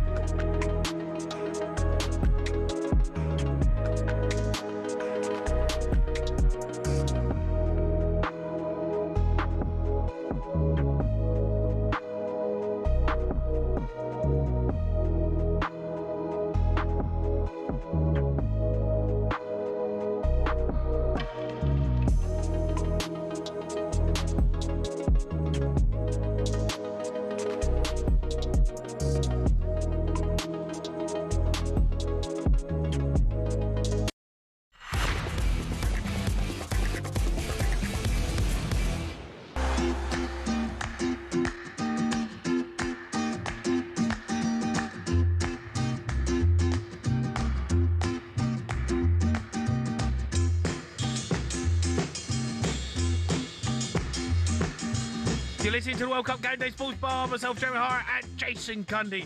We're building up to live commentary of USA v Belgium tonight. It's live on talkSPORT straight after us. Joining us now, talkSPORT US correspondent Ben Jacobs. All right, Ben? Benny boy.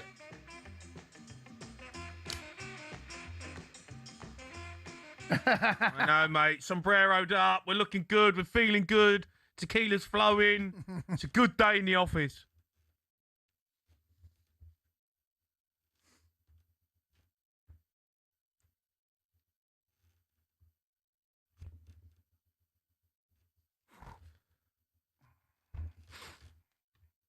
Yeah, look, let's talk about the game. Obviously a huge one. They've got Belgium.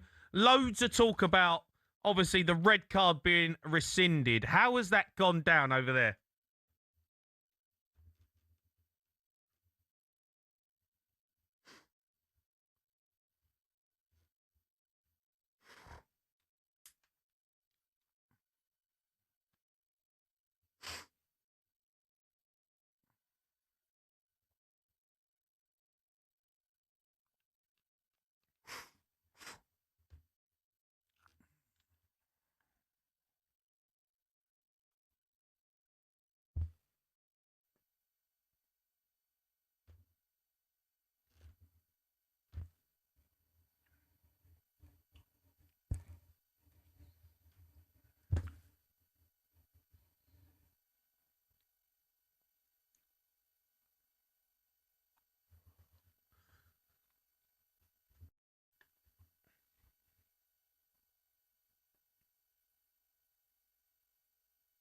No, it's an absolute disgrace, and the integrity of this sport has been brought into question. I think this is a very dangerous precedent. Here's a question for you, Ben. I know you don't know the answer to this question. What if he gets another red card and they go through USA?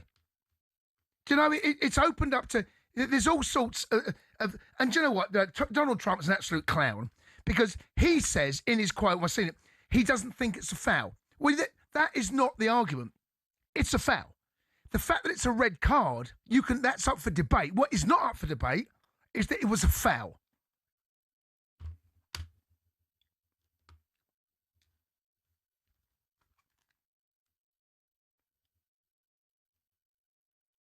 What about someone else then? Okay, maybe a bad example. What about Pulisic gets sent off? Pulisic gets sent off, right? Yep. Yeah, disgusting.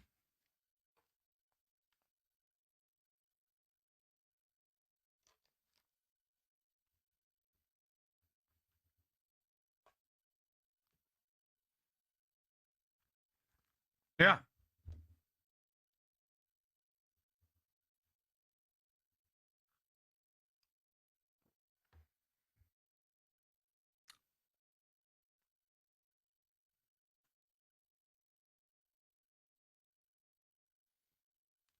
Yep.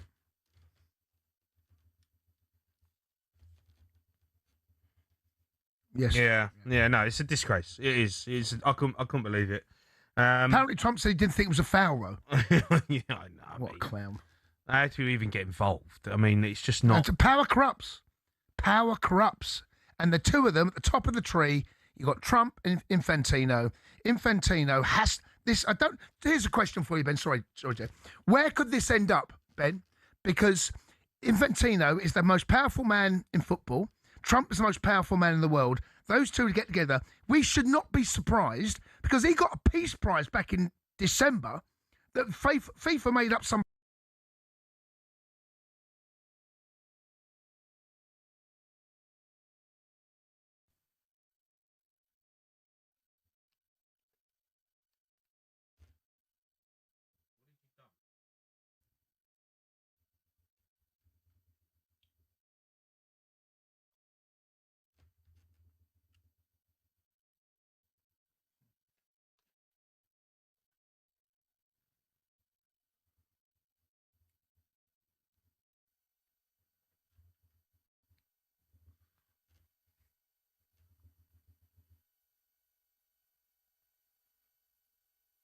No, you're right.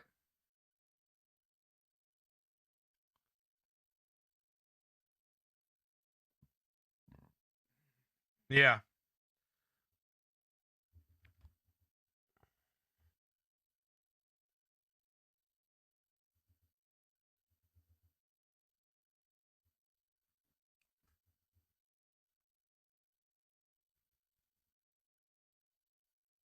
Yeah.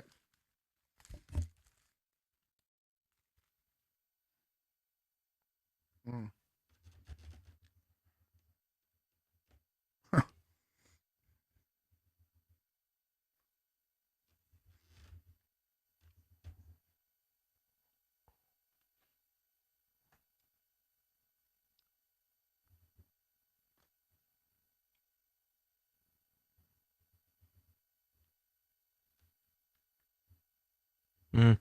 Ben, just really quickly, your line's not great, but I've got to ask you about the game. USA Belgium. It's a cracking game. Who do you see winning it?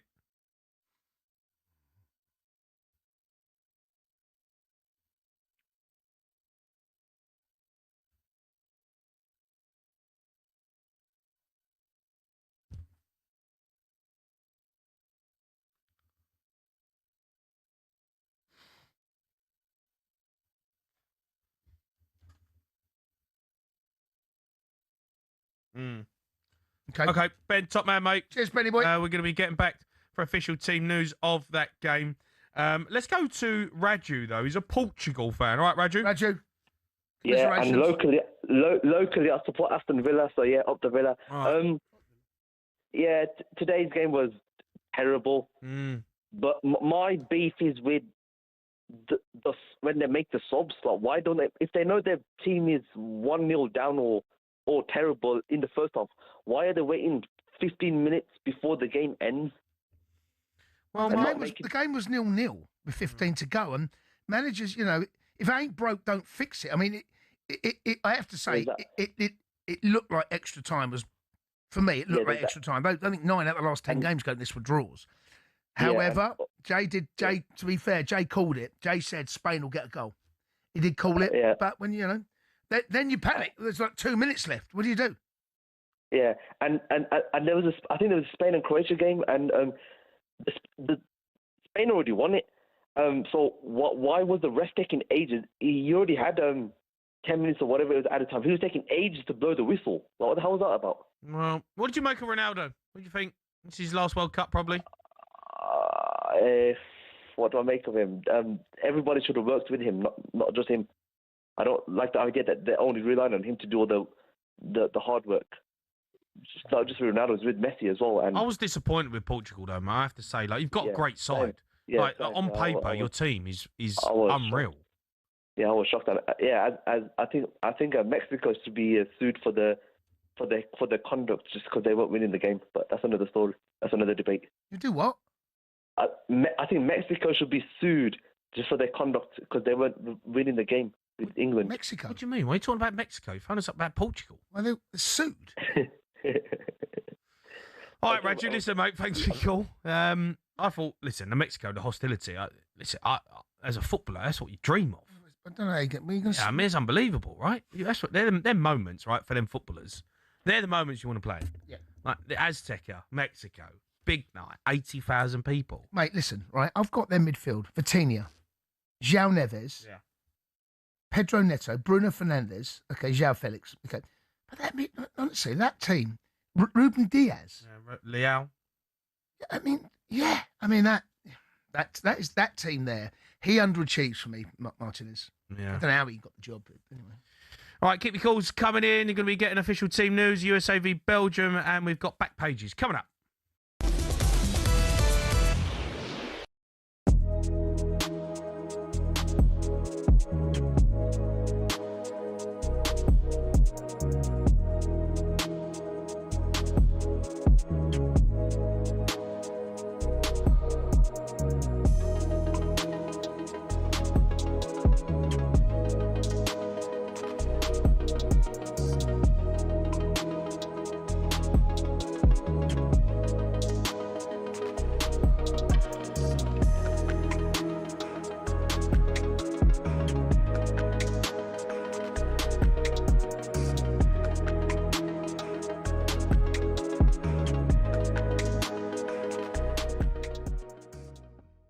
Carlo Ancelotti, has he got a future as Brazilian coach?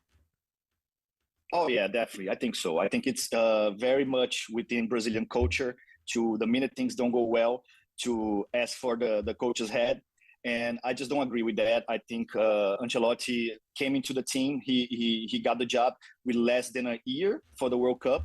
So he didn't really have the time when you compare with guys like Didier Deschamps, who is at France for 14 years, or Luis de la Fuente, who's been with Spain since 2022, or Solbakken, that eliminated us with Norway since 2020. So I think we should give the man some time to have a proper cycle, for 4 years to work and find his players, find the right schemes. And he just didn't have that. Brazil cycle right now was completely a mess. So no, I don't think we should call for his head. I think he definitely has a future with Endrick and Steven and all the young players, Ryan, all the young players that Brazil's got coming up. Samir, I've not been very impressed with Brazil throughout the World Cup. I wasn't impressed with them yesterday either. 34% possession for Brazil. I don't think that's acceptable for the players that they have. And how can Brazil be playing a 34-year-old Danilo at right back out of all the talent that they've got in that country? Yeah, I agree with you on both ends. I think 34% for Brazil, it's weird, especially when you consider Brazilian history. It's a team that likes to have the ball, that knows what to do with the ball. So when you see Brazil giving the other team, with all respect to Norway, hovering around 70% of the ball possession, yes, it's definitely weird. I think if it's a strategy, like it was Ancelotti's strategy, because up until a certain point in the game, Brazil wasn't being dominated by Norway, right? It wasn't a balanced game. And then came the substitutions with Neymar, and then everything fell apart. But yeah, it's definitely weird.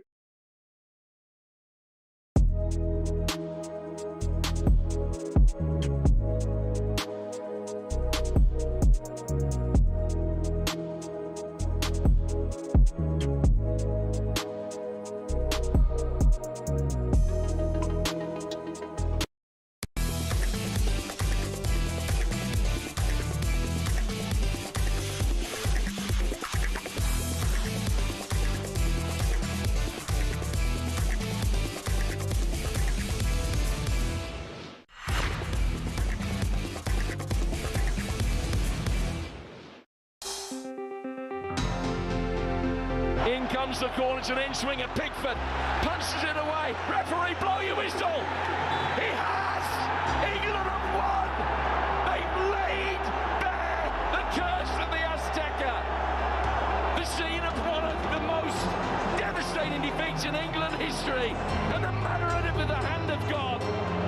And they've responded with one of the greatest victories they've ever had in the World Cup against a Mexico side who played for 40 minutes with a numerical advantage.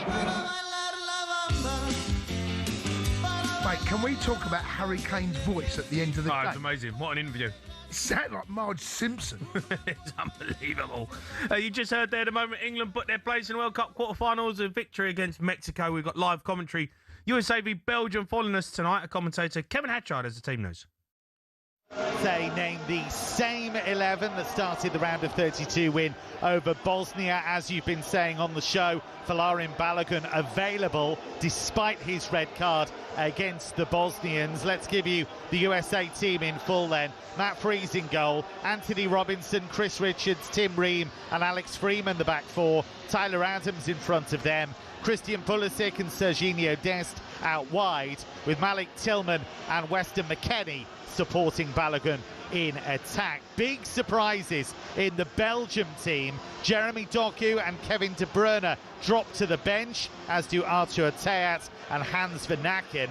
In come Nathan Ngoy, Nicola Raska, Amadou Onana and Dodi Lukebakio. So they've got Thibaut Courtois in goal, Maxime de Kuyper, Brandon Mekela, Nathan Ngoy and Timothy Castagna at the back. Amadou Onana and Yuri Tielemans in midfield. Leandro Trossard and Dodi Lukebakio out wide, with Raska supporting Charles de Keita-Lara in attack. USA against Belgium kicks off in an hour and 10 minutes time. Yeah, massive game. Can't wait for it, Kev. Top man. Right, now it's time for this.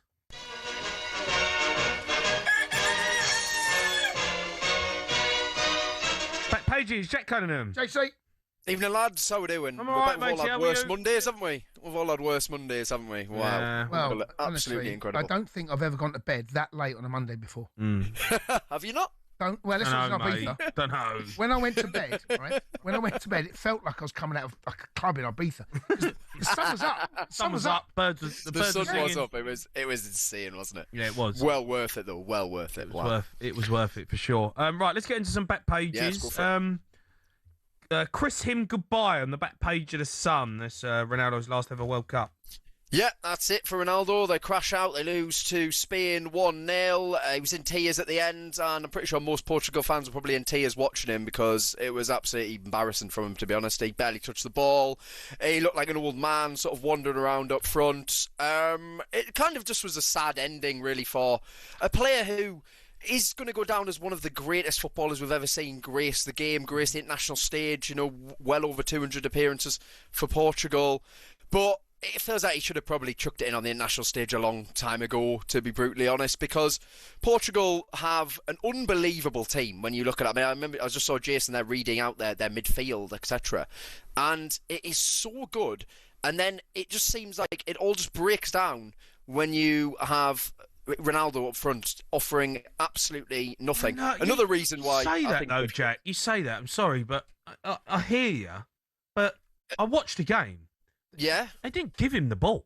Like, I get that, but I don't think the movement's there. Like, the movement's there, and he's still making runs, and he's still trying to get in the right areas, but there wasn't any quality from the players behind him, I have to say. No, and I think that's on Martinez as well, to be fair. One thing I do remember, though, one Ronaldo is Pedro Neto burst down the right. He put it across the 6-yard box. Where was Ronaldo? He wasn't there. He couldn't make it. So I do think that there's that. But I think Martinez is actually a big part of play as well. And he's now leaving. That's his last game. His contract was up at the end of the World Cup. And you've got to look at the time he's had at Portugal and the time he's had at Belgium.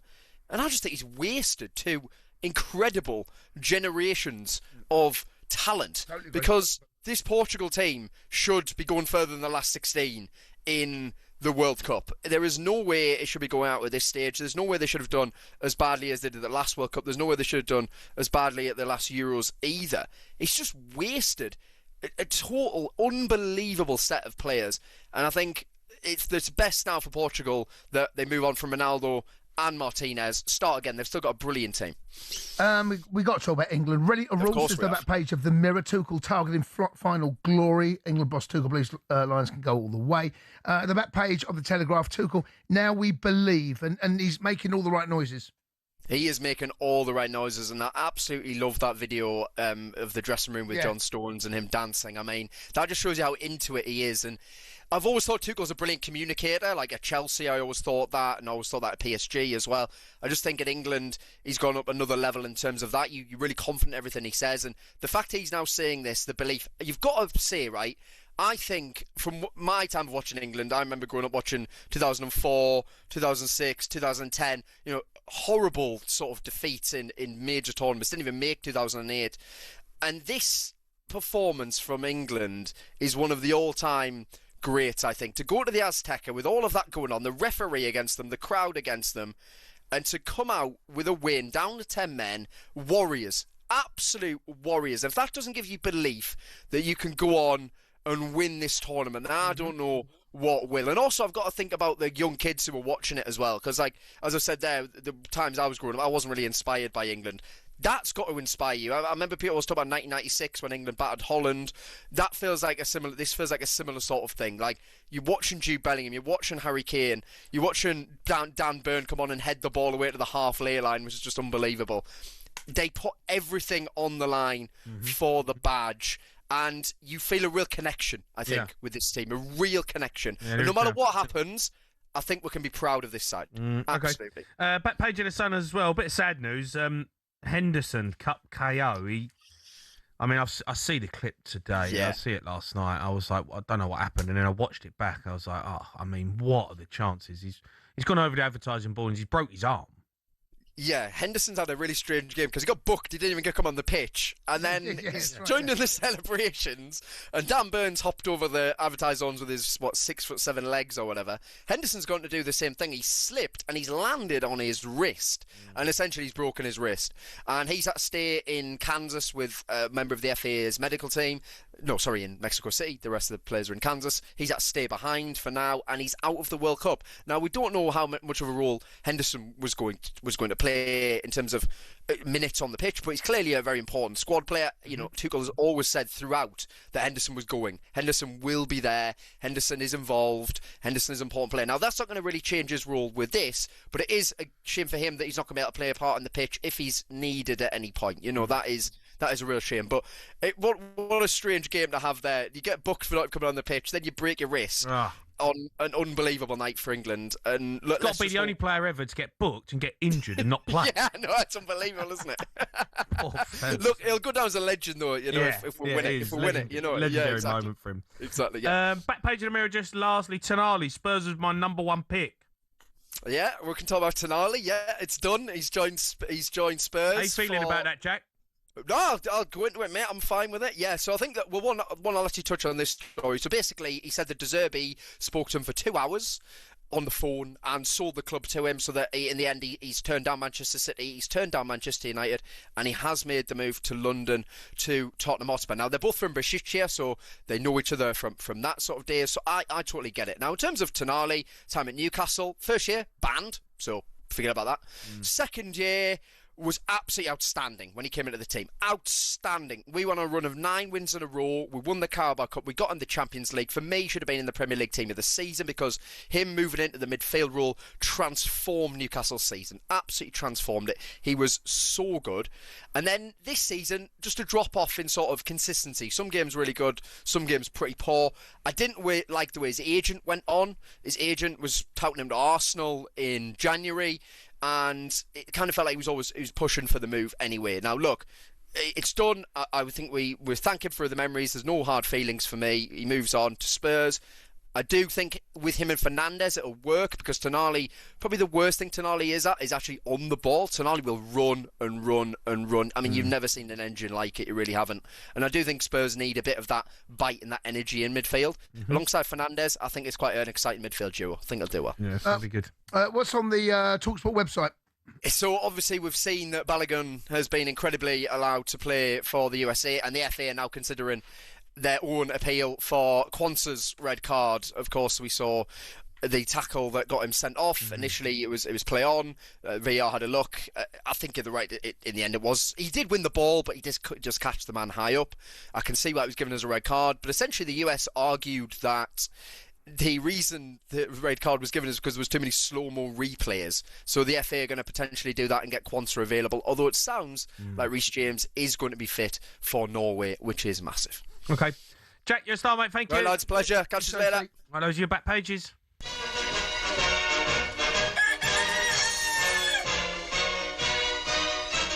Right, up next, we're going to be joined by South American football expert John Cottrell as Brazil crashed out of the World Cup.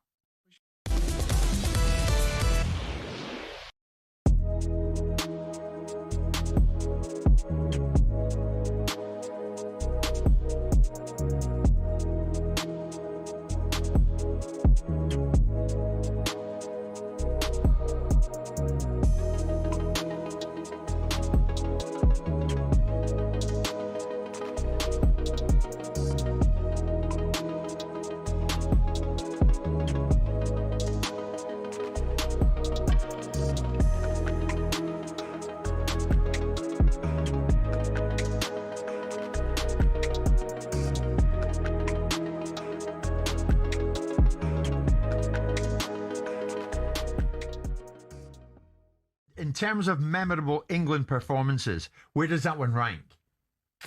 Well, listen, because it's a World Cup and because there's so much expectation and because people know that they brought in Thomas Tuchel to win the World Cup, because Gareth Southgate created a legacy of teams that have been in tournaments that have gone deep now, and the English disease of not qualifying for tournaments, or when we get there not being very good in them, has sort of been slain, albeit we know that we weren't good in the Euros, but we still got to a bloody final. So the idea that the feeling about English football internationally now is on a different scale. So I think it ranks up there. I mean, you've got to factor in the opposition. You have to factor in the opposition. I know that people will say that the Mexicans have never been beaten or been beaten in that stadium twice in, 60 years? Yeah. But the opposition they play against ain't that great. No. But you can only beat what's in front of you, and England should be taking every last ounce of plaudits out of this. Are you in the Martin Samuel camp in the Times, Martin, saying this was without doubt one of the greatest performances in England's World Cup history?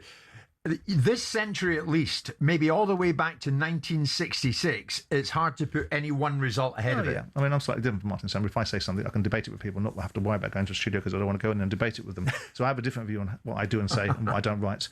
But I think there's a lot to be said for that. Yeah, I mean, look, we are very jingoistic at times. We're very prone to getting ourselves into situations where we say things that, that subsequently we wish we hadn't said. But you look at it and you think of the performances in recent times, and I've been in the position of saying, who have we beaten that we shouldn't beat? Now, I think we should have beat the Mexicans. So I'm not trying to be a miserable sod. I think we should beat them. The only thing that would have beaten us was the occasion and the expectation and the altitude. The altitude didn't play any factor, did it? No. We managed our way through that easily. The players managed, with due respect, the players managed the expectations and the pressure. Yeah. And the Mexicans were inspired by their crowd, but they were, despite the fact we had difficult times in the game, which you're going to have at international level, we were the better side. Sure. We were the more composed side at times.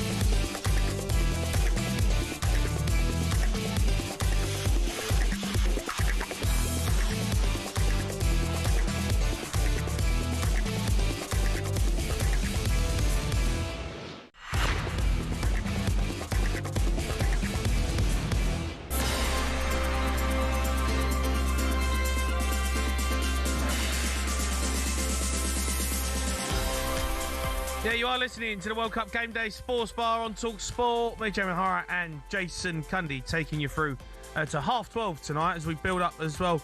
USA v Belgium is live on talkSPORT straight after us. But Brazil have crashed out of the World Cup. So let's speak to South American football expert John Cottrell joins us. Right, John? John, boy. Yeah, hello, you right? Hi, John. John, how you feeling? How Brazil feeling? Because look, it feels like a bit of a shock going out to Norway, but they were decent. Well, I'm feeling okay. I'm, thrilled to bits that England are through. I'm gutted that we're not going to get the England-Brazil quarterfinal, which I was dreaming for, and I think many people were hoping was going to happen as well. Yeah, this whole thing about a surprise going out to Norway, I'm just kind of thinking now, maybe I wonder if this is Brazil's level. If this is Brazil really where they are nowadays, because it's been since 2002 since they've beaten a European opposition back in the final in Japan, Korea against Germany. And since then, of course, as everyone's documented, they've gone out to any decent side, which just happens to be a European team. But this is their worst finish since 1990 in the last 16. And Ancelotti's getting it in the neck already, big time. For me, I always felt he's come to the international party just a bit too late. And I'm not going to be an ageist, or at least I'm trying to avoid being ageist at the moment. But 67, a couple of weeks ago, isn't it? They're talking about a rebuild. He's going to be 71 at the next World Cup. For me, that means that some of these players could be 40 years younger than him. Some of them half a century younger than him. There's a gulf in communication between those two factors. It's a different mindset. For me, the CBF, the Brazilian Football Confederation, should be ruthless. They should do a Marinakis. They should chop him, and they could bring in Pep Guardiola right now, because that would please many, many Brazilians. Going back to this age thing again, he's been a fabulous coach. He still is a fabulous coach. But when Mario Zagallo won the 1970 World Cup with Brazil, he was 38. He just recently stopped playing. He had that communication level with the players. It makes a big difference, as you two know as former pros. The squad selection at Rafinha and Esteval, clearly, they're big losses for him. But leaving João Pedro at home and then bringing in Neymar, people must be questioning his squad selection. Yeah, well, Estevao injured. Rafinha was playing the first. He played the first game or two. Got injured. He was ready to play. He would probably played against England had they got that far. Right. The Neymar thing. I've always said that Ancelotti was caught in a really difficult place. He had no choice. Had he not called him, he would have been highly criticised. Had Neymar been there, we would have won it. All that kind of stuff. Bringing him in, of course, a passenger for most of this World Cup because he was injured. He was injured for the first 2 or 3. No, he got some minutes against Scotland, 15 minutes, when the game was already wrapped up. Bringing him on for the game against Norway has been heavily criticised because it unbalanced what was a relatively balanced team. For me, leaving João Pedro out was a cardinal sin because he could have added something up front. So the Neymar thing was, whatever he did was a no-win situation, but Neymar's had it. Neymar's had it for a long, long time. And I've been saying, he's not fit. He is not the player. He was a fabulous player, but he's not been that player for maybe 4 years at least. And he's done nothing at Santos in the last 2 years. He's been injured. He's hardly done a thing. But, the pressure was on to bring him in. He's there. Neymar's finally gone now, we think. Surely he's not going to come back for any more World Cups after that performance. And he always divided people. No, he's done. He's done. Let's move on to a bit of Argentina chat because they've got obviously big games coming up. Could they be a bit fatigued? 120 minutes against Cape Verde. I thought Cape Verde done all right. I gave them a bit of a scare. Yeah, they did. They did really well, didn't they? Again, another side you thought was going to get walked over by a bigger team. It didn't happen. Many of these games so far at this stage have been a lot closer than people thought they would be, apart from the Canada game, maybe when there's a bit of a good, decent scoreline there. So Egypt, the odds have to favour Argentina. But you were saying, they looked a bit kind of, so Argentina. I thought they were a bit jaded, but Cape Verde, they played very, very well. They had a go at Argentina. It was a good game to watch, wasn't it? And some fabulous goals as well from Cape Verde. But Argentina just had that little bit extra. They've got Messi, of course. A couple of goals came from set pieces from Argentina. So, Egypt are in there. They've got a chance, but you've got to favour Argentina, even an Argentina who have not been playing at their full potential. Yeah, indeed. What's been the fallout of England beating Mexico in Mexico City at the Azteca? It's an unbelievable game. I'm guessing you watched it, John. What's been the reaction? Yeah, of course I watched it. Yeah, I had all the Bobozolas going off here. It was a great time for me, even though it was a delayed kickoff. The schedule was 9 o'clock, so 10 o'clock kickoff. Fabulous time for me here in Brazil.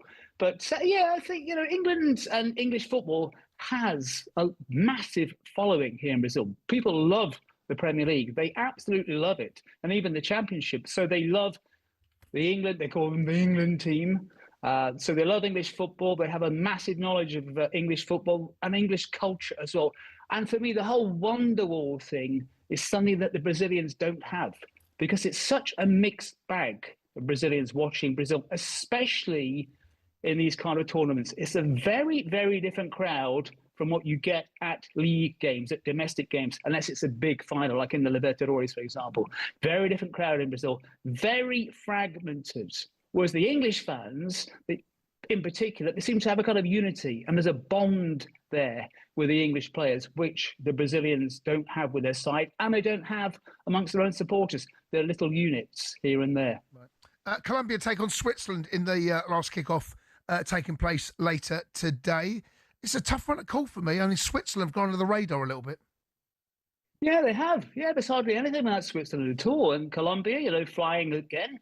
Another one of the South American sides who could do something in this tournament. But yeah, you're right. Switzerland slightly under the radar. Again, at this stage, the games have been tight. So anybody's guess what's going to happen in that one. But you favour maybe the Colombian flair. But Swiss, organised, efficient.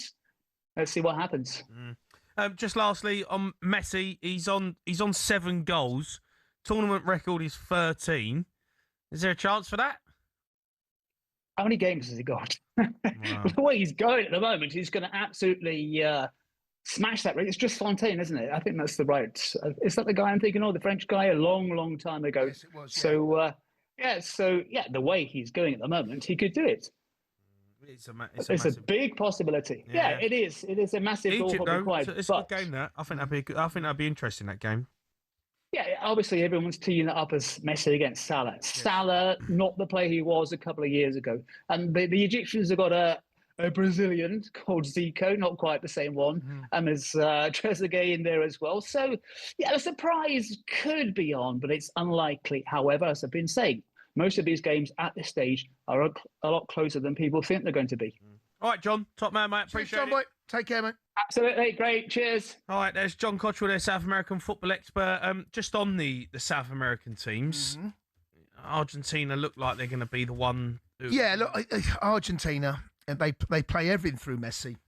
The team is still built to get the best out of Messi. They continue to do that. They're going to be a force. If they turn up and he turns up, the chances are he's going to get given chances. However, as you mentioned, Cape Verde. On another day, mate, that goes to extra time. Listen, I don't want to jinx us, and we've got to get past Norway, and it's not me saying we're going to get past, but if we do, I fancy us against Argentina. Yep, stop the surprise, Messi. Stop Messi getting the ball. And I know it's easier said than done. It is easier said than done, mate. But we're a good side. Yep. We can go and take them on.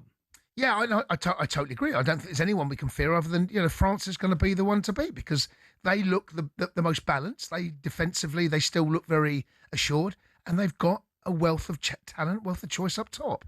But listen, I like you, Jay. Don't really want to look too far beyond. No, let's get past Norway because we can have this amazing moment at the Azteca, beat Mexico, and then put an absolute stinker against Norway, and we go home and you're like, oh my god, yes, like, waste. Yes, we've got to get it over the line. Right, up next, we're going to be joined by Teddy. He's coming in the studio for a bit of a World Cup quiz. You're listening to the World Cup Game Day Sports Bar on talkSPORT, brought to you by Burger King. Burger Buddies, total tournament satisfaction, delivered by the experts. Order now on the BK app. Yeah.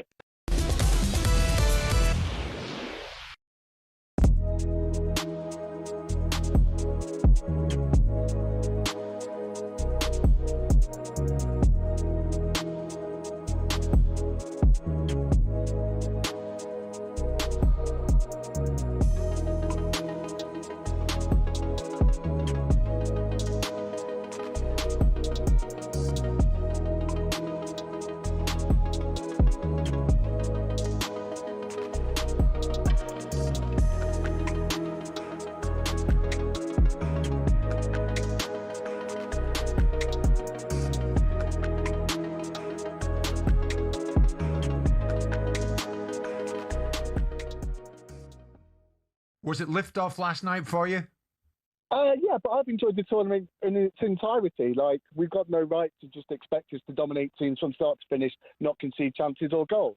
But I'm always of the opinion you start the tournament expecting them to win, then you'll enjoy every single game when we inevitably don't win a game and get knocked out. I just can't understand, and this gets to my main point.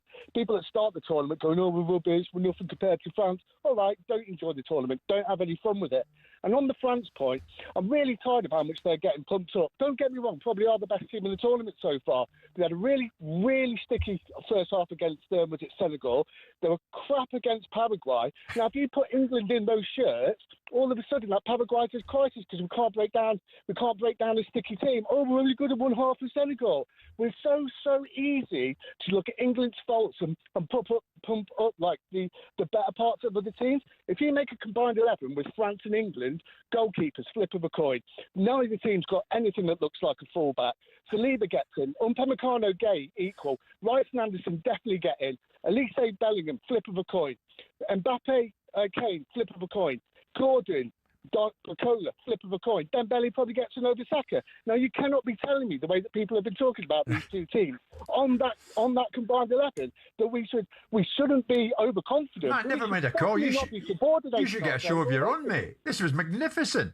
I mean, how about that? Well, a lot of what he says is right, but also depends how you approach sport. I don't approach sport with a participation medal in hand. I don't want my child growing up knowing that winning isn't important. So I approach a tournament where I get my fundamental enjoyment out of winning. If we're going to lose, it's because we lose with our boots on. It's lose because we get beat by a better opposition. It's not because we didn't turn up. Yeah. So I approach the tournament not expecting England to win. I expect them to be the best version of themselves. But I approach life as a challenge to win, not to participate in. And I disagree with a lot of the observations about which players. I'd put Mbappe in any side, in any space, in any part of the universe.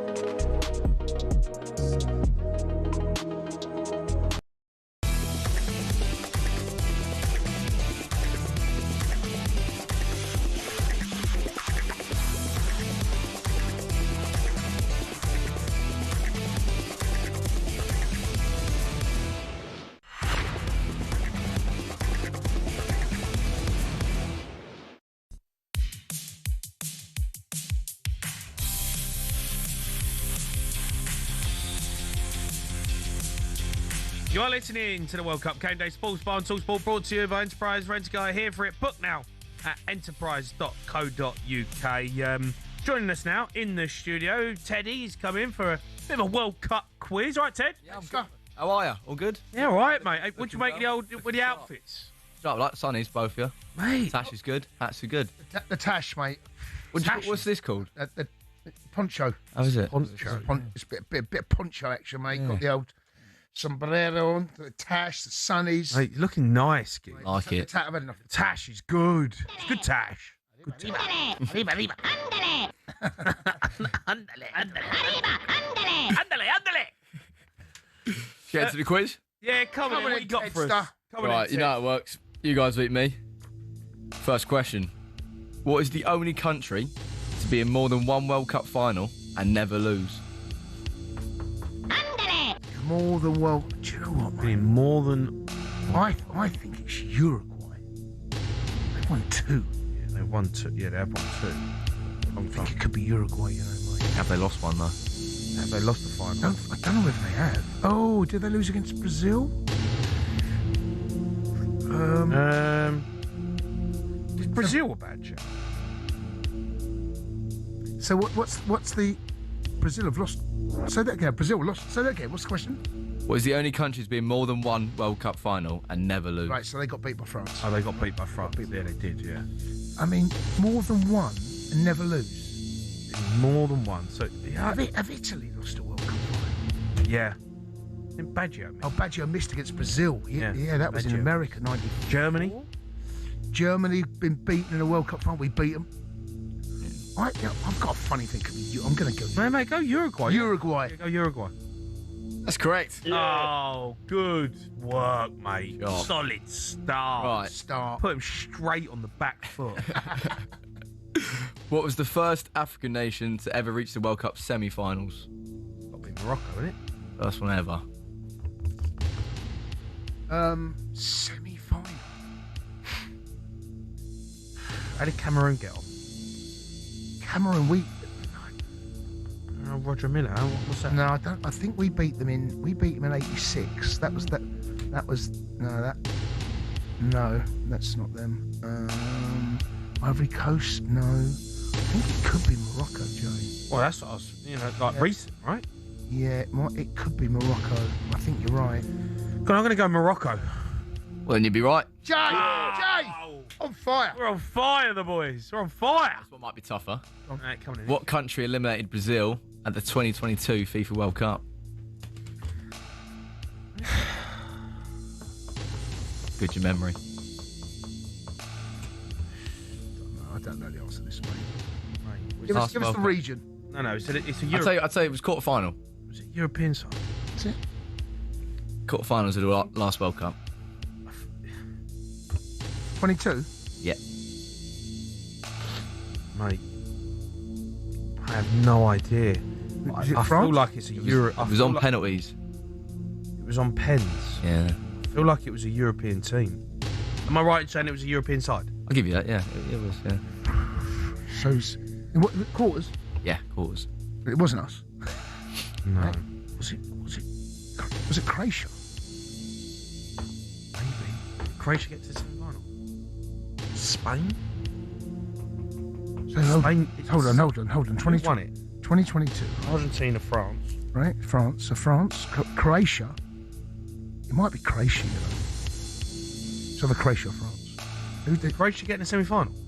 I think. That's 2022. Did they not finish third?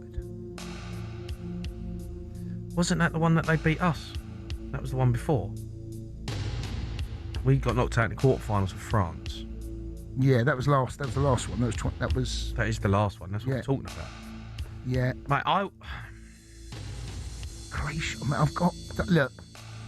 There you go, mate. No one cares. No one cares. But no one cares. Have an educated guess. Well, Croatia. Going for it. Okay. If I'm going to give you another name, and then you tell us if one of them are right. I'm going to say Spain. Ooh. Actually, no. Hold on. No, that's not. That's not right. Give me an answer. That's not right. Give me an Spain answer. definitely weren't. I'm going to say France, and one of them right. One of you's right, yeah. Yeah. So I'm going to go Croatia.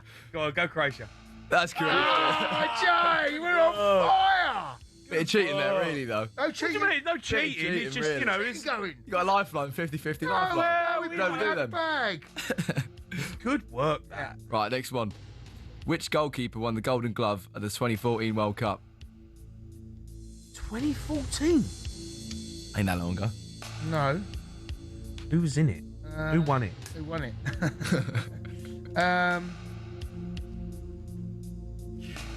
Who won it? Was it Spain? They won didn't they win 2010? Who won 2014? 2010 was South Africa. What's 2014? 2014 Russia? was that 18, wasn't it? Russia? Is it South Africa? Which one was South Africa? I have no idea. You was right. 2010 was South Africa.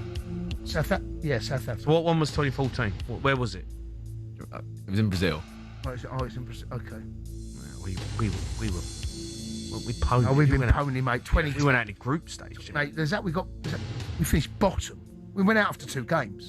So bad. I tell you, was it Italy? No, it wasn't Italy. We had Uruguay. We had Ricky Lambert up top. And then we got knocked out on penalties by Italy. We have Ricky Lambert up top. So, definitely was in the squad of one of them. That's unbelievable. What was that? Went out the group stage. Thank God for Uruguay. Harry Kane. I mean, Harry Kane, what he's give us? Oh, who won the Golden Glove? Who won the Golden Glove? I'm going to go. I mean, who played in golf? I mean, I don't even know where to go here. I've got nowhere. Who won it? Well, okay, who won it first? Who won it? Who won it? Was it Spain? No, I don't know if it was, mate. Was it not? It weren't Italy. Weren't France. Italy not been there, have they? I have no idea who won it. It's got to be one of the big boys, though. Well, so if it was in Brazil, was it Germany? You know, Germany got. No, I think it was Spain. You know, I feel like it was Spain. Didn't they win it twice with that team? They won the Euro. No, it's Germany. It was Germany, mate. That's when they spanked Brazil. So. It was Germany. Who was in goal for Germany? Kahn? No, it was Neuer. Oh, Neuer then. Neuer. That's correct. Oh, Jay, we're putting all sorts of things out of our backside. Ratio. Right, you'll like this one. Go on. Who won the silver ball in What's the that? 2022 Qatar World Cup? What's the silver ball? Don't work it out. What do you mean? What's I the know silver ball? what silver ball is, right? It's called. It's actually called. No, is this the one, right? Is it silver ball or silver goal? Silver ball. Silver ball. So this is the one that scores and creates. What? Is that what No, it I is? don't know. What's that? What's the silver ball? Silver ball's second best player at the tournament. The second best player in the tournament. Oh, mate, What do you mean? What tournament? Qatar World Cup. They gave the player I say the silver ball. Right, well, it's going to Ted's in a mile of trouble. Oh, I know who it is. It's got to be Mbappe. Because Messi got player of the tournament. Go on, say Mbappe. Mbappe. Yeah. We're on fire! Unbelievable The stuff. boys are on fire! Unbelievable stuff. This is unbelievable. You're not a fan of the silver ball? Well, you know. I've only got half a ball left. I'll take the silver ball. In what year was the first ever World Cup to be hosted in Asia? What in the year? I think it's South Korea. I think it's South Korea. South Korea, isn't it? That's not the question, is it? No. What's Is that the answer? What's the year? Yeah, but is the answer South Korea, though? And Japan. Was it Japan as well? So. There was one in Japan, yes, yeah. Oh, which one was it? When was that? Was that the one that Brazil won? Hold on. Hold on. Hold on, mate. Hold on 1 second. Hold on. Yeah, maths. I'm just. Oh, I've lost his tash. Fell off. Tash is gone. Ash is falling off, mate. What are you doing? The old sticky, Honestly, what's going on the here? sticky stuff didn't work. Right. 2002? Hold on. I don't know, mate. I'm Go on, have a guess. so what was? I'm going to have a punt at Where was 2002. six? What was 6? You're knocking that in? Yeah. Oh, that's correct then. That's unbelievable! Mate, The boys are on fire! this Got them right. This is a generational run on this one here. This is top work. My by tash, the way. my tash is running out, mate. Okay. That's good Right. knowledge Yeah. from the boys. What country has finished runners-up in the World Cup the most time? Netherlands. Dutch. Incorrect. What? Incorrect. It's Germany. The most times. Oh, the most times. What do you think I said? No, the most times. What's the most what is times it? mean? So 66 obs against Argentina. The most times. Oh no, they did. They beat Argentina 1-0 in that terrible final. Oh yeah, so it's the most times most winning times. it. Yeah. Yeah. That was Netherlands is the one that we always go to. Most times they haven't won it. Yeah. Okay. Unlucky. I think you got a question. No, there was nothing you got it wrong wrong with the there. question. Nothing wrong with the question. Ted, he's happy. He's got one. He's got one. He's getting beat 7-1. He's happy. That's all that matters. What country was the first to successfully defend the World Cup title? Not many have done that. Who was the first? Is it Uruguay? It's Uruguay. 30 and 34. Yes, yeah, it's Uruguay. You're being correct again. I'm on a streak now. What? Yeah. Hold on. They won it the first two times. The first two tournaments. They won the first one, and then Italy won the second one, and then. Oh, Italy defended it. Italy's the correct answer. Yeah, well, technically, unlucky though. What was it called before the World Cup? It was the Jules Rimet. Yeah, and Uruguay won that twice on about. Was it? So technically, it was them. All right, we've got to move on. Coming up next, Ollie Klink will be taking over. We build up to live commentary at around the 16 tie between USA v Belgium. It's live on talkSPORT.